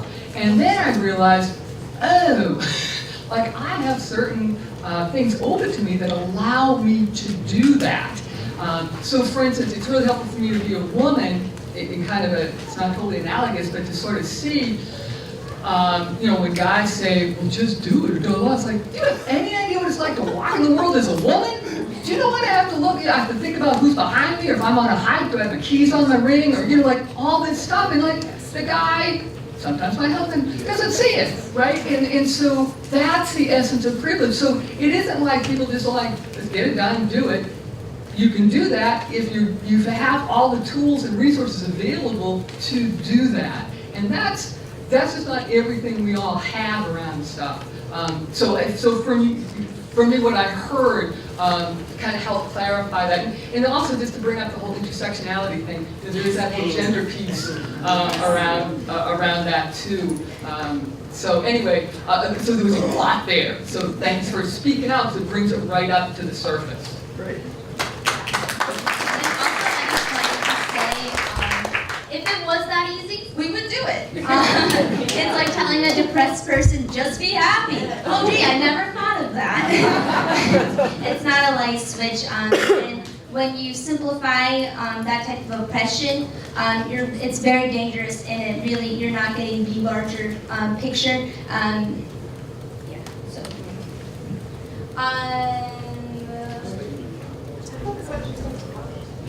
Well, I just wondered if it would be useful to consider it from the economic opportunity point of view, and the way prejudices or biases disrupt people's lives. For instance, there have been studies the difference between going out to rent an apartment. If you call up on the phone and you appear to have a less educated or maybe a southern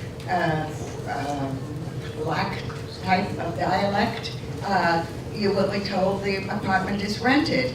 Someone white who has a white speech, shall we say, will be shown the apartment.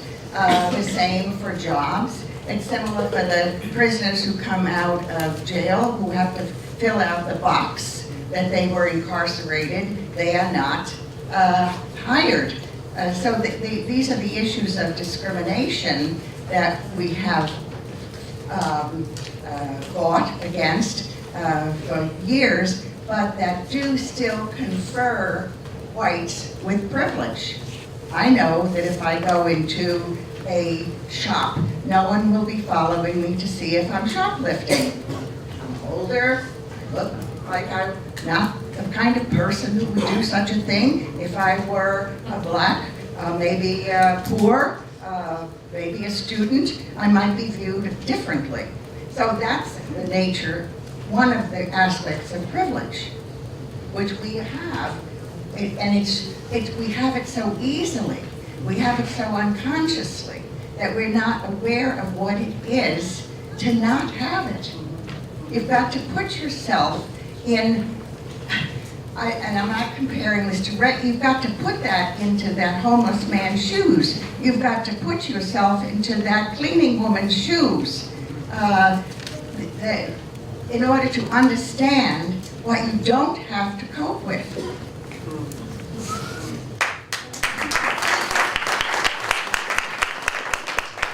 We're going to move on from this question. So this next one is a statement, but we're going to address it as a question. Saying racism is white is dangerous and not identical to combating white supremacy. Yep. Saying racism is white is dangerous and identical to combating white supremacy. I said not identical to combating white supremacy, unless I forgot to write not. And not. He did write it. My bad. And the reason I said something like that is it's close to him not really understanding that he's privileged from having been white. I understand how hard it is to explain to an exploited white worker or a white convict or a white inmate. I definitely would never have anything to do with the KKK or the Aryan Nations or any of that. First time somebody did this to me in prison, I did this. Okay? No, not okay. But if you just blame like this generation for this white supremacist, genocidal, slave-built society that was handed to us, it doesn't always get where it's really easy to register to all the people that did go and vote for Donald Trump because they were willing to listen to a racist con man instead of what is in their own economic interest to stand up with all of our brothers and sisters, you know, and realize that, yes, we did benefit. When I got locked up for a lot less time if I had been black. I'm very well aware of this. Very well aware of this. Thank you for that. So just very briefly, I think that when we talk about where we come from as a nation, I don't think it's productive for us to play the blame game, for us to say, it's you guys' fault because, what happened is that, you're responsible for what you're, that's not the message at all. What's really being communicated is that you have to acknowledge where we've come from so you understand the condition of where we are as a nation today, because the stigma of where we've come from as a nation remains here in America. It didn't go away, It did, it's not like after, they locked everybody up after the Civil Rights Movement and they killed the rest of them and everybody else got quiet, then racism was all over and then we just moved on as a nation, or that the backlash to the Reconstruction didn't exist. And the impact that it has on all of the families and all of the people in this nation, that it doesn't still yet have a stigma on us as a nation. What it means is that, again, let's stop being too concerned about saying, I'm not a racist, and, to the extent that we have the time to step back and acknowledge the fact that there is systemic racism in this nation as a result of who we are, okay? So not only is what you said, and I agree, not productive, but it's also not productive to assume that there's a blame game being played here, because there's no blame game. What it is it's a reality game, okay? It's a wake-up game. It's a re-education game, okay? It's a game where what we do is we step back as a nation, and just as this lovely lady here just said a moment ago, she said, hey, these are the challenges that we're facing as a nation. Well, where did that come from? What is the root of it? And understanding that if you look at all of the aforementioned systems that you heard me talking about earlier, that the the deck is stacked because people are informed by their biases when they make decisions about other people, and the outcome of that system creates disparities. So what we need to do as a nation is to figure out a way to address that. Instead of saying, I'm not a racist, I'm not a racist, we need to look at these systems and what are some of the tools that we can implement to bring parity, to begin to bring parity. Now, we're not going to fix the problem, but we can do better.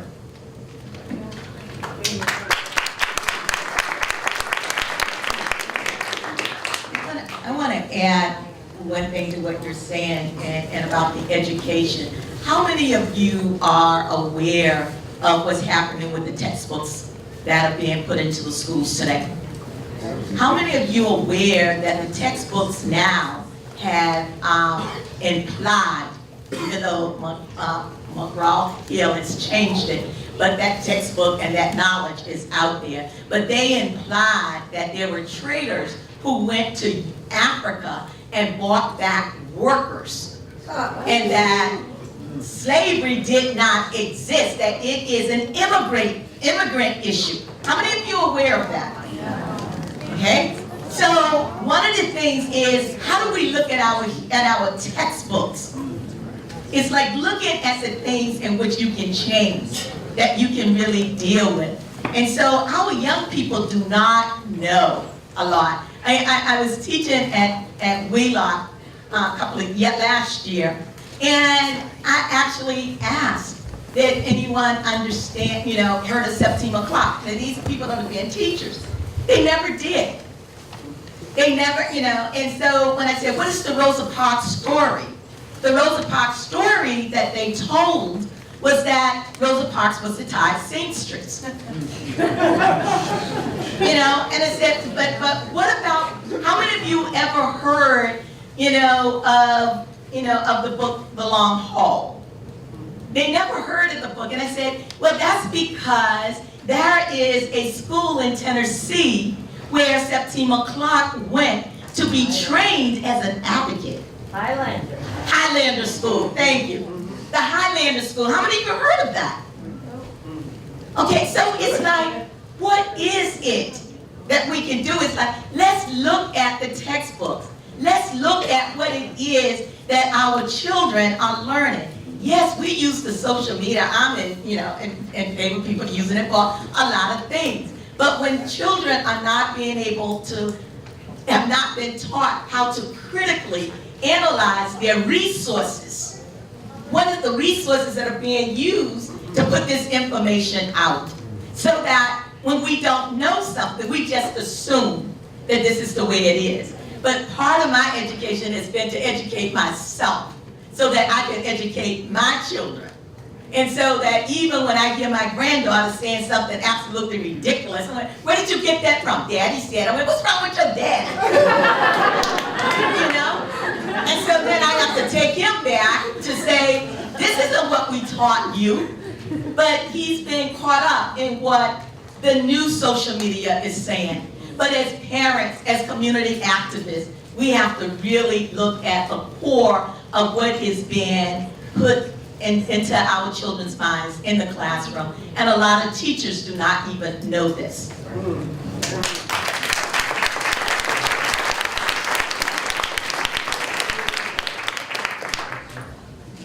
Yeah, I just wanted to say, I think what he's trying to say is that militarism on the left. Hold on, I can't know you. I think what he was trying to say is that the militantism on the left is just as dangerous as white people not realizing that there's a privilege, I guess you would call it right, kind of, not really, but not in terms of, because when you call somebody racist or you call a group racist, every action has an equal reaction, and it just isn't effective.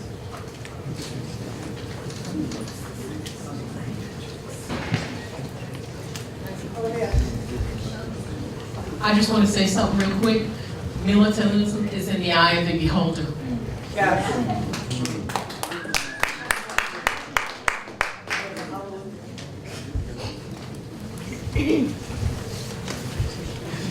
Hi, thank you. I put a question in the basket because I'm an introvert and I don't like standing up and talking. And so I've heard 4 people complaining about your technique and I feel like that's 4 is enough, so I don't want to hear another guy say, you guys are doing it all wrong. So I would like the basket to speak.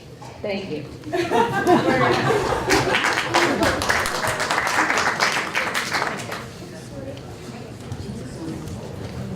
So I have one thing that I wanted to kind of comment and ask the panel to comment on, and then we'll go back to the basket and finish up what's in there.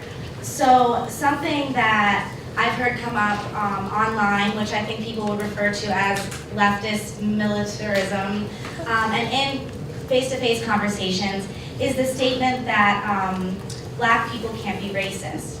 And at first when I heard that, I thought, well, that's not right, from Olivia driving in my car. I said, well, wait a second, that doesn't make any sense.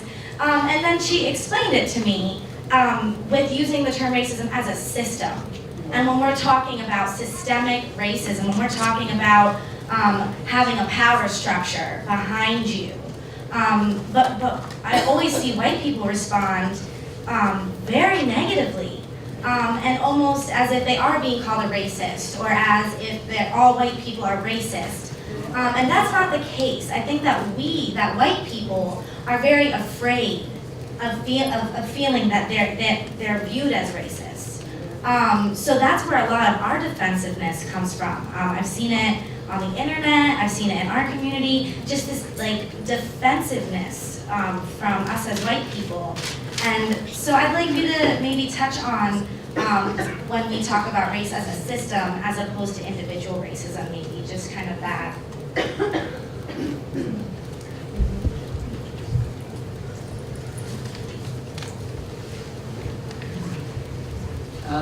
Thank you for bringing that up. I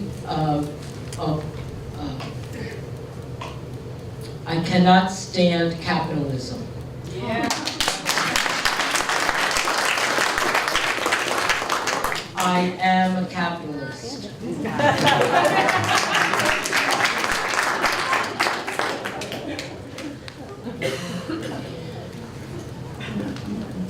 Some of what I've been hearing has to do with components of the dominant culture. The either or, the fear, the need to come up with something right away. This is part of the dominant culture. There are many components, and this is how it manifests itself. The anecdote is it's not either or, it's and.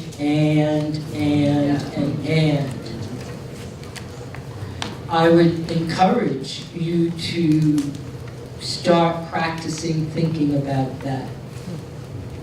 Ubuntu, I am because you are. And that has taken on different meanings. So when I first heard it, it meant I am responsible, you are, I am. But then when I start to look at it in terms of the dominant culture and how that might maintain it, I'm oppressed because you're dominant. That put a different look on it. So Ubuntu, Desmond Tutu talks about it. It is a way of being. It is how community is established in South Africa. You are my sister, brother, aunt, cousin, mother, father, daughter, son. I am because you are. We are because we are.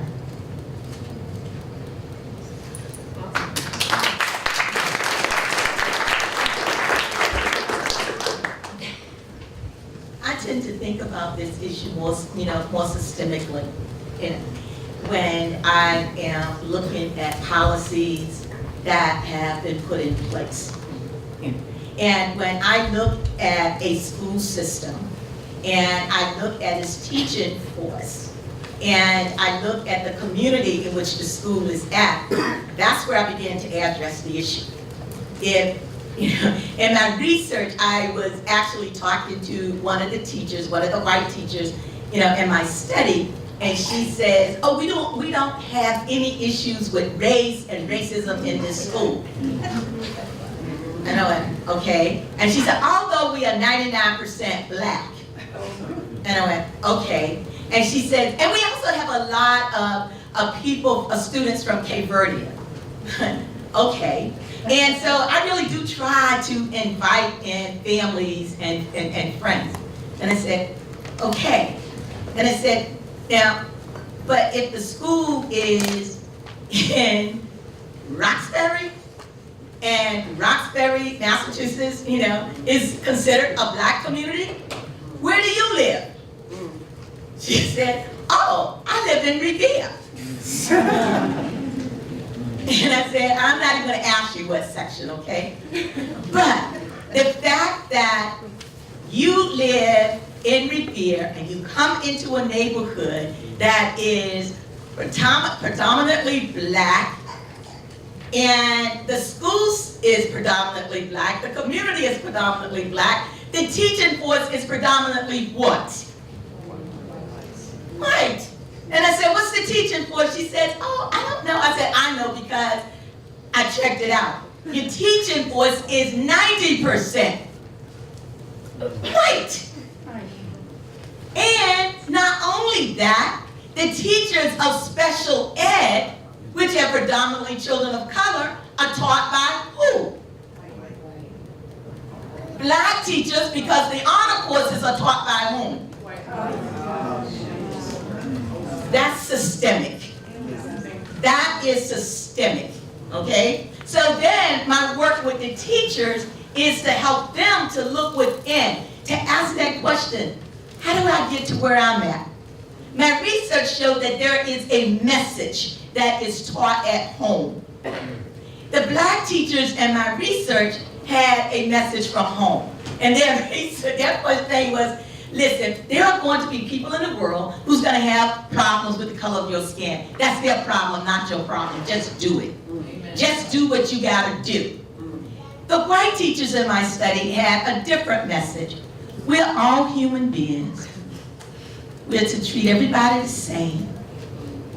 And when I looked at their practices in their classroom, that message permeated their teaching practices.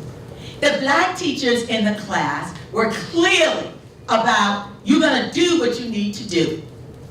And I'm not going to hear anything else out of you. You just do it. And the students were doing the work that they were called to do. But the white teachers were constantly talking about behavior management. That's systemic.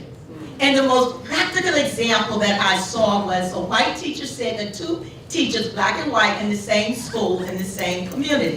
The white teacher was complaining about the attendance problem, that the students were not coming to school. The black teacher, on the other hand, when she told the same story, she said, do you know we got the big dig going on in Boston, right? Went, yeah. She said, we're having a real rat problem. So some of the teachers and I have figured out ways to get the homework to the kids so that they can stay on task. They didn't see it, you know, as an absentee problem and parents not caring about their children. They saw it as a systemic issue. The big dig was digging up the tunnels and the rats was moving. Their homes were being displaced. So they have to go somewhere. So why not go into the schools, and why not the teachers in this school recognize that we got a rat problem? The city recognized they had a rat problem, but the city failed to talk to the schools about the fact that they had a rat problem, and that you're going to have problems with kids not being able to attend school. That is systemic. Okay? So what it was is the teachers were looking at the issue and something wrong with the kids and the parents as to why they weren't. That's personal. That's individual racism. Okay? So it's like, I'm not being racist. No, I'm not saying you are, but I'm asking you to look at the issue systemically. So when you start to look at it from that standpoint, then you can begin to ask yourself the question, how am I contributing to the problem? Am I part of the problem or part of the solution?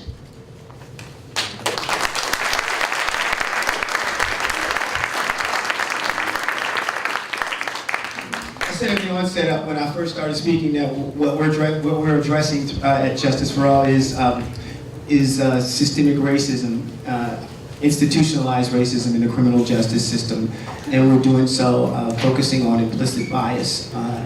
And I think that, first of all, I just want to acknowledge that this education component is huge. Okay, so I don't want to just quickly turn the corner on that one. Okay.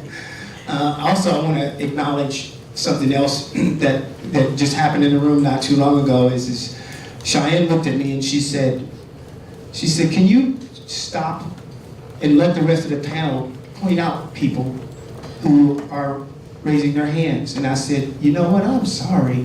I didn't even realize I was doing it. I'm taking up space." She says, "Yes, you are." And I thank her for that. And the reason why I brought that example out is because of intersectionality. I've learned more about sexism on my journey through racism than I've ever learned in my life. Okay? Seriously. I'm serious as a heart attack. Okay? So there's no doubt in my military mind that there's other ways to get your head around what it is that we're working with, because we all have isms. Okay? Every single person in this room has work to do. So you can sit here all day long and say you're not a racism, but you something of ism. Okay? I can guarantee you that. Okay? So we all have some work to do, I guess is what I'm getting at. Okay? And I just want to go back to what Ashley was saying just a minute ago, where the premise here is what we're talking about, how do you get your head around the fact that only white people can be racist? Well, let's just drop white people being racist and let's just talk about getting your head around the fact that there is a system that consistently, the outcome of it always benefits white people more than others, mostly white men, okay? So you say, well, how is that so, Mark? Okay, well, let me take you back to Vermont, okay? So over here, right across the border, how many people are from Vermont here? Raise your hand. Oh, my people in the house. So listen, so 10% of the population of our prisons in Vermont are African Americans. 1% of our population is African Americans.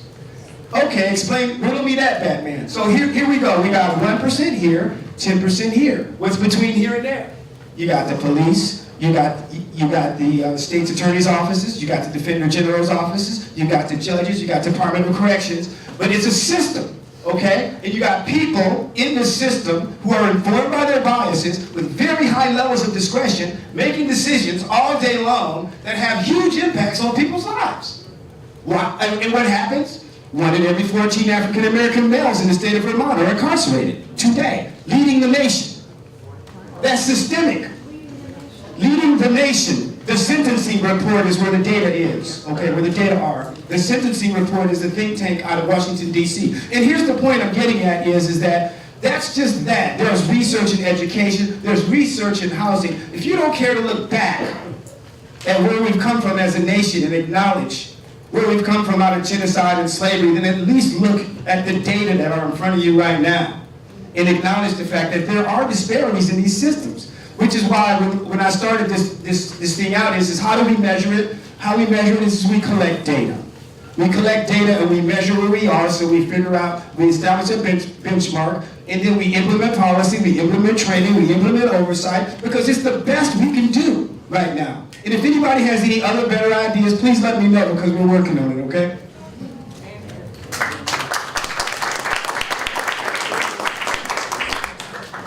Thank you. I look at things a different way. I would like to share with you about the way I see it. I see it differently. I think the problem, as many of you have said, it's educational. I've taken time to think there's a problem within the families. I think it's like the education that we get from home is maybe, I would say, more important, or people really go along with them, because I can see people with master's degrees or PhD, they can't. They still don't get over themselves, like trying to get, jump the hurdle, trying to understand that people are people, no matter what colors, and then they still do the same thing that the general, the common, people do. And I think I'm sad about that aspect of the problem. It's like there's a unwillingness. It's like there's people are very selective. When you look at numbers of conventions of names of things that we are considering as such, like let's say color. People talk about white, and then according to convention we say this is white, and then people agree with it, and then they live with it the way it is. There are numbers of things we could say they are a lie, they could be considered a lie in the world, but people adopt them and live with them.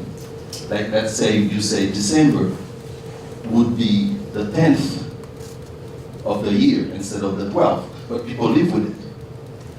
So if we are considering either Asian or black or white as it is, as human, I think at some point we would come closer to unification instead of trying to separate, creating groups. As most of the time when I have to file a form, I'm not from here, I'm from Haiti. Most of the time when I have to file a form and then there's like Asian American or Islanders or Black American, I do not fit in one of these. It's funny. It's like creating groups. I think it makes it more difficult. And I think people need to take time to educate themselves and be conscious of their environment. I think if you're not conscious about it, there's a problem. There's a problem. There's a problem. We need to solve it. And as many of you have said, it is inside. You got to look at yourself from your perspective. See what someone else is going through, and look at yourself and say, okay, let's put myself in his shoes. How I would react, what would I do? And then that way I think we will come with a conclusion that we are all in this together. When we look at the way things are shaping right now, politically, it's like we're all in this together. Some people has 10% fear, some people has 30%, and some people have more than that to consider. So it's like we are all in this together. And when we look at immigration, like when we say like, oh, other people came from someplace, and then if we look at this way, like other people would have to go somewhere, I think it's not going to be a win for the country. It will be a loss. Because I think what makes this place what it is the number of quality of things that you have to choose from, the quality, the variety. That's my point.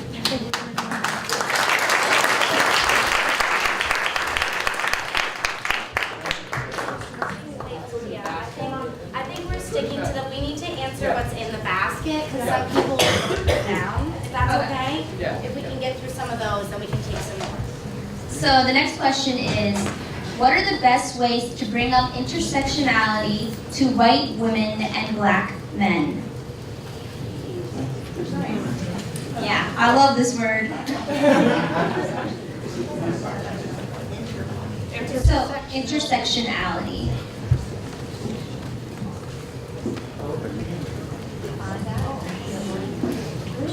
The definition of it? Do you have? It's in the paper. Glossary. Who has the glossary? There's 14 out there. Anyone want it? I want it. Does the person who has the glossary, do you want to quickly just read that? I haven't found it We yet. talk about this a lot. This word that is, a lot of people don't understand. It's not one of my favorite words. That's the last page. It's not one of my favorite words because a lot of people just don't know what it means. And, here it is, okay. An approach largely advanced by women of color, arguing that classifications such as gender, race, class, and others cannot be examined in isolation from one another. They interact and intersect in individuals' lives, in society, in social systems, and are mutually constitutive. Exposing one's multiple identities can help clarify the ways in which a person can simultaneously experience privilege and oppression. For example, a black woman in America does not experience gender inequalities in exactly the same way as a white woman, nor racial oppression identical to that experienced by a black man. Each race and gender intersection produces a qualitatively distinct life. It's a okay word. Complicated. As long as we know the meaning. So the question was, how do we introduce it to white women and black men? Yep, so what are the best ways to bring up intersectionality to white women and black men?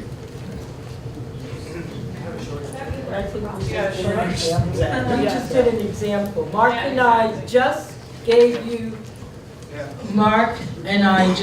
you live in person an example of it. You know, I didn't call him out loudly about it. He didn't necessarily have to share what happened. But given the place that we were, he did.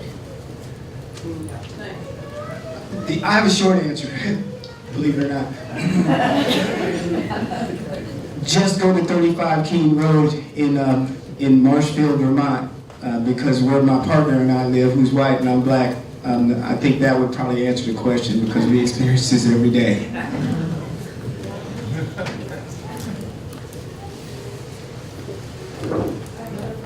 Yes.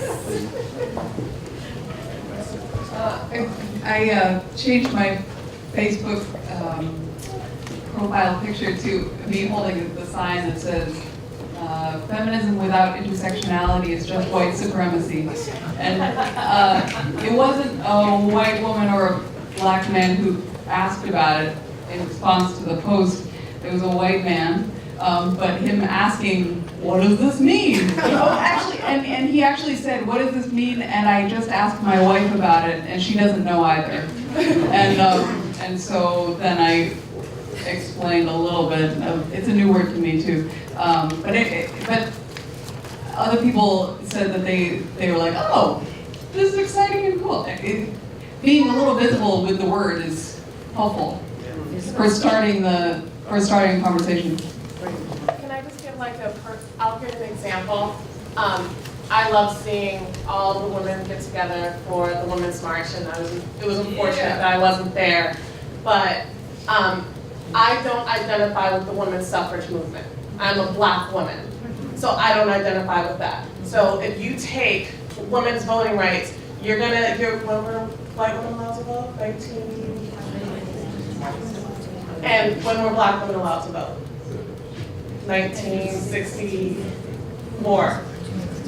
1964. So there's a large difference between that. And intersectionality is the difference in this women's march and hopefully movement compared to the women's suffrage. Because the women's suffrage does not include women of color. It does not include people of color. So this is a big difference, and this is intersectionality. You're including people of color. You're including transgender. You're including the working class. You're including a large community of people who are marginalized and oppressed. Instead of just saying, you know, instead of me saying, oh, I'm a white woman and I'm oppressed because I want my rights, what I'm seeing is I'm a white woman, I'm pissed now more than anything that everyone else is, I'm seeing what everyone else has experienced throughout history. So there's a big difference in that.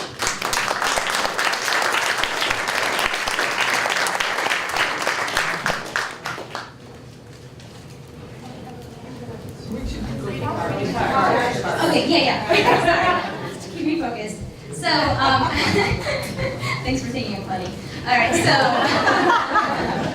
how can I bring the native Vermonters in my midst into the conversation, into this conversation?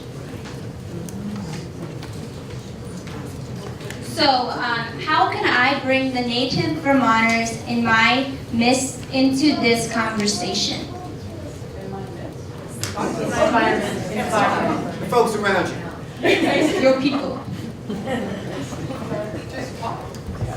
I think just speaking, I'm living with a native Vermonter. I'm surrounded by native Vermonters, and you do not come into my home without speaking on these issues. I do not have this idea where we're all here, we're all welcome, we're all people. No, you're gonna come into my home and you're gonna understand what's going on at the moment. And I have friends that are Vermonters that understand this. I'm surrounded by white Vermonters, and I'm okay with that because I let it be known extremely, whether it's on my t-shirt or whether I'm inviting people into my home, that you need to address it and you need to speak on it. Things cannot, if someone doesn't say something that's racist, then you're just gonna ignore, you know, just, oh, well, we'll just talk about whatever's going on in Vermont. Vermonters love talking about the weather. And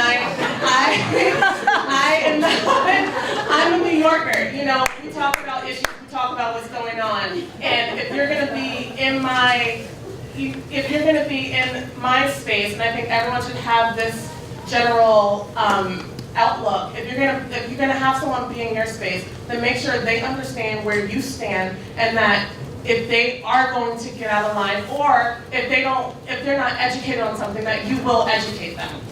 And, you know, granted, I'm not saying work for free and educate everyone. I'm saying, if you're around people that you care about, and there are a lot of people that you care about who oppose your views, then speak up. That's all you need. You don't have to wear a safety pin. You don't have to, you know, you don't have to do all of these things. All you have to do is speak up. Because for me, it means the world that I know, you know, my son is the only black kid in his elementary school. The only. Granted, he's biracial, but he's the only black kid in his elementary school. And I've had parents speak up. I've had people speak up. I've had people defend, not that anything horrible has happened, but defend when I say, I want them to celebrate Black History Month because they haven't done it yet. That's important to me. And everyone rallying to say, this is what we're gonna do. And I haven't heard anyone be dismissive about it, but I know the people surrounding me who know me and who are aware of the issues going on will not let anyone just disregard the fact that it's Black History Month and Black heritage, discussing racism, and for these kids to learn more about what's going on outside of their little town is significant and it's important.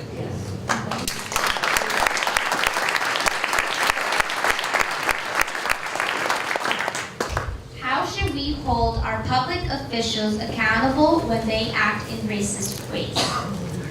I think this is important to think both locally and nationally.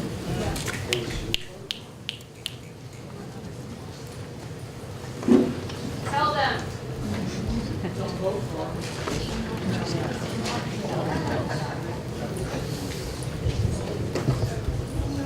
Just learning about the legislative process and Can you use the ourselves. Learning about the legislative process and involving yourself. I sort of talk to myself there.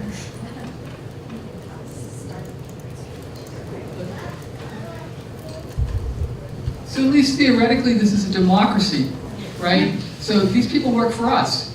So that's our job. That's a part of being an educated citizenry. Be relentlessly speaking up about what's important around stuff. And also, when I've done this, I don't assume they understand what racist means. And so I do try to spend a little time explaining what that is versus the individual, you're racist. I'm not racist. I'm not even going to talk to you about that. let's talk about what happened was a racist act or something. Liv? Vote them out. Yeah. I think something that we definitely can do is go to our local officials on whichever level it might be, municipal, state, or national, and sign petitions, come to meetings and talk about getting implicit bias training, sensitivity trainings.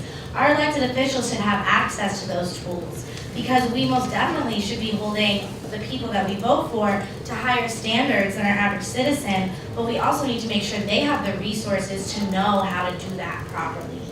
I think that in our Hartford area, it's mainly just kind of ignorance of the problem or not really understanding why something you did was offensive. And like we as the people need to make sure that we have those trainings, those tools in place. And I think that's something that's kind of tangible for us to start talking about. Can I just say something? And when they do something good that's enlightened, let them know that also.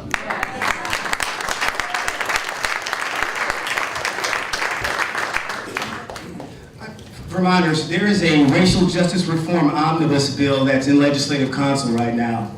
And when it comes out of legislative council, you should get behind it. There's going to be a lot of action there, and it speaks to, you know, some of the tools that we talked about in addressing implicit bias, not just reinforcing the ones that exist with law enforcement, but moving it across the entire criminal justice system. And there are other aspects of it. There is a petition on our website, on Justice for All's website, that outlines what that looks like. That petition automatically informs every legislator in that, every legislator in that building every time somebody goes in and signs that. Speak truth to power. That's what we do.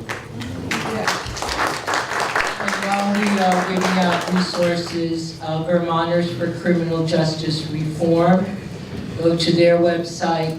There are petitions there. You can see what we are doing. One of our issues regarding, I mentioned the families and looking at how that's affecting the families in the criminal justice.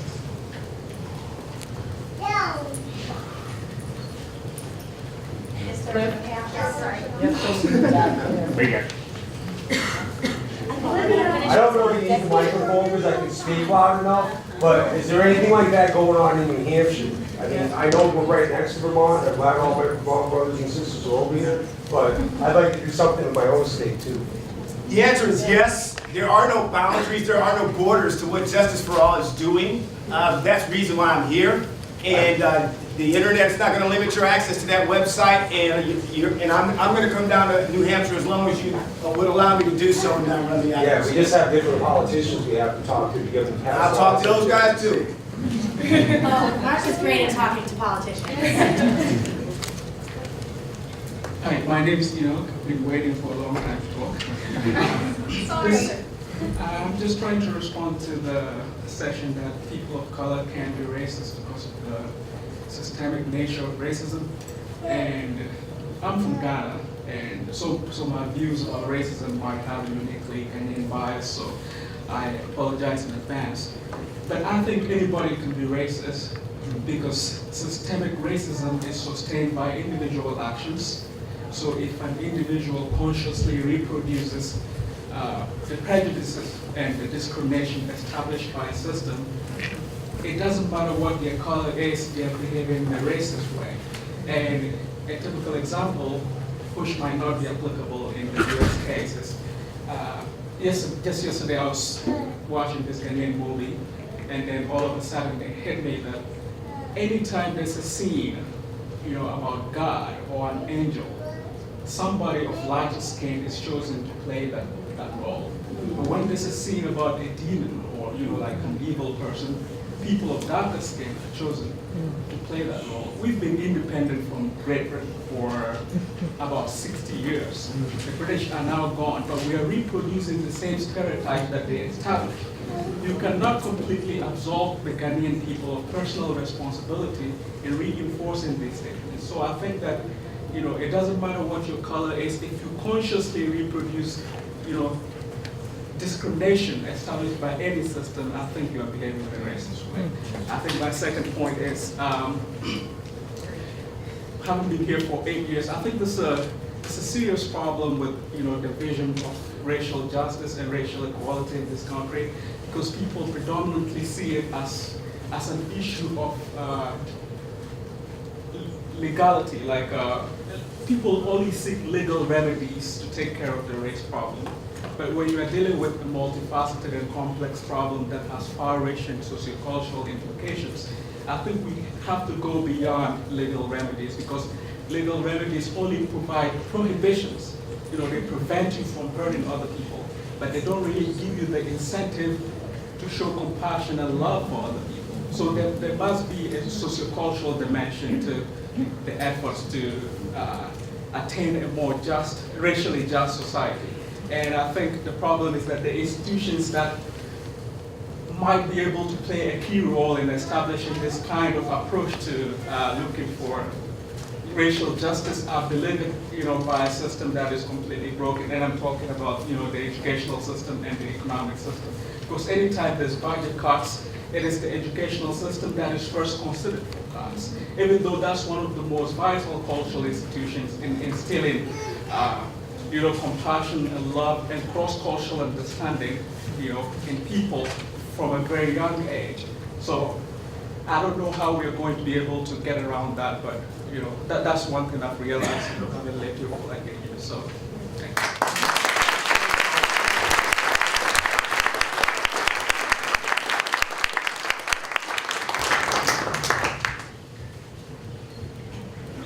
Alright, so we are done with the questions. One last final thought I'd like to leave you with all with, and that I want you to think about after this conversation is, there are Black people in this community who feel unsafe. And I want you to really think about that. And when is the last time you felt unsafe? And there are also Black people in this community who feel that they are not being supported. I'm going to give it to John Gregory to do a wrap-up. Thank you.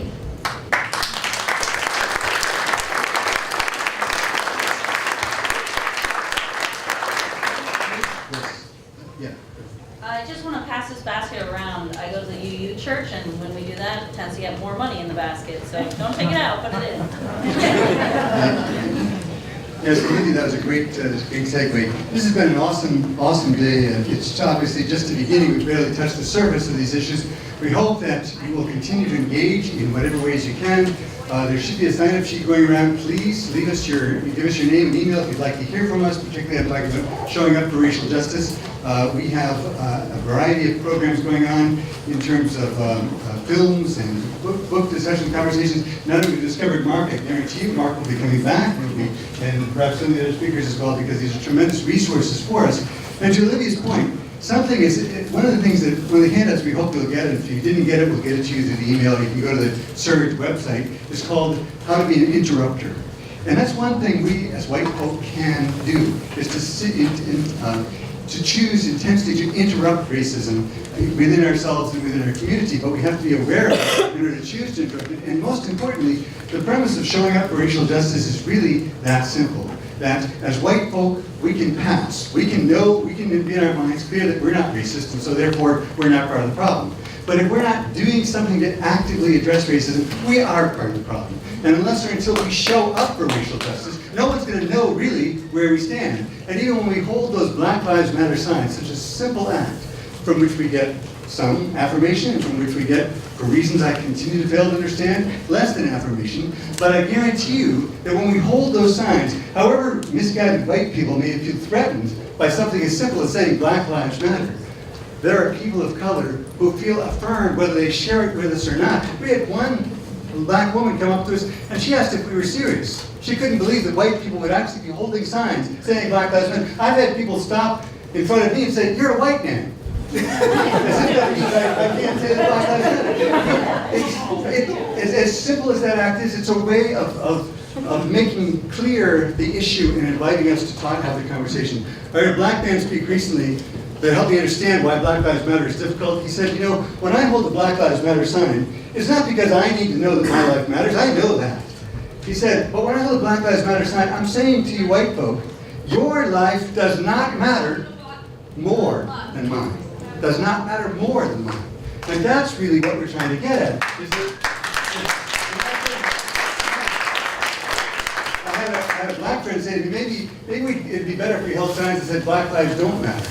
I said, yeah, but he said, tell the truth. I said, yeah, but I can't hold a sign like that as a white man. So the mere fact that this is even a concern for us indicates, and for our friends and neighbors, means we need to have these conversations. We need to be inviting ourselves to really wrestle with, learn about, educate, and learn how to be. And I like the term, ally is a great term, but I prefer co-conspirator.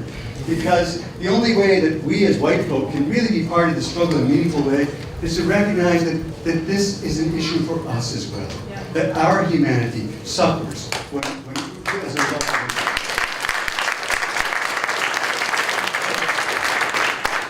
I'm a preacher, I could keep you here all day. You come on down to my church in Meriden sometime and hear much more if you'd like. But I'm not gonna keep you here other than just say, please don't leave today as if this was a, well, been there, done that, it's over.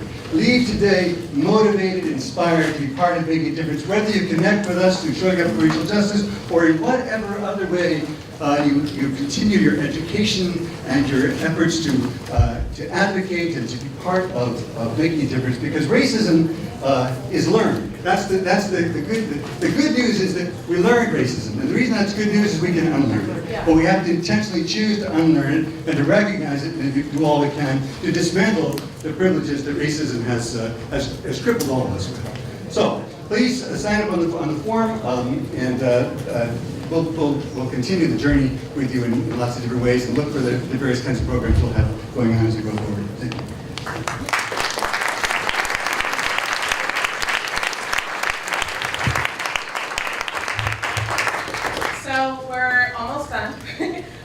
I'm going to close out with a poem. But before that, I wanted to thank all of you for being here. Mark.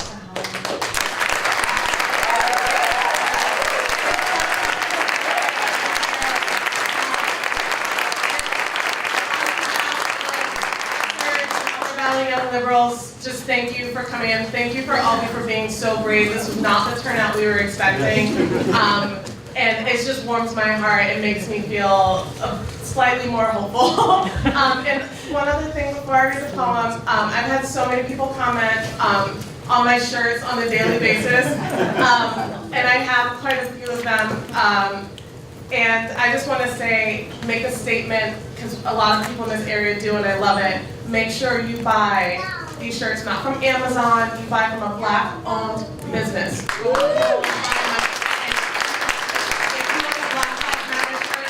Black Lives Matter. There's a store in Winooski. They have stores online that go directly towards the cause. Don't donate. Don't give your money to these large printing companies who are just printing out the most, whatever's trendy on the shirt.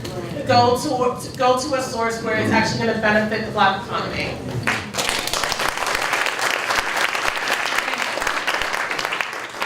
And I'm going to read Maya Angelou's "Still I Rise," so then we can all take a part and hopefully see each other again soon. Thank you for your moderation. Yeah.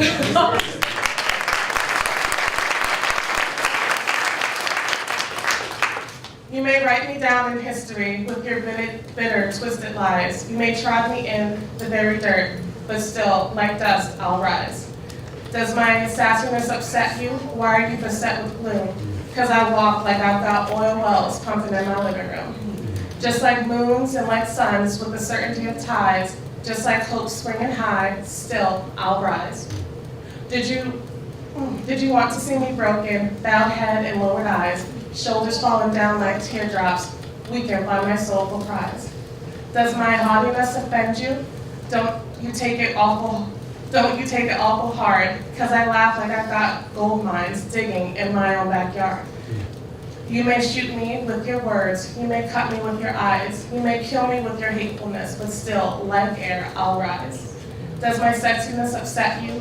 Does it come as a surprise that I dance like I've got diamonds in the meeting of my thighs? Of the huts of history's shame, I rise. Up from a past that's rooted in pain, I rise. I'm a black ocean, leaping and wide, welling and swelling, I bear in the tide.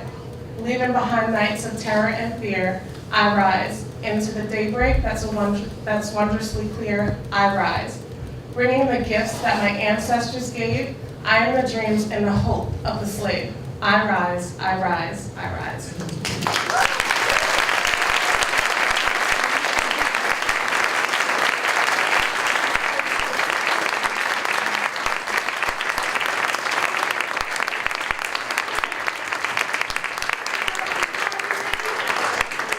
Now the words, we're gonna do the one standard, staple singer.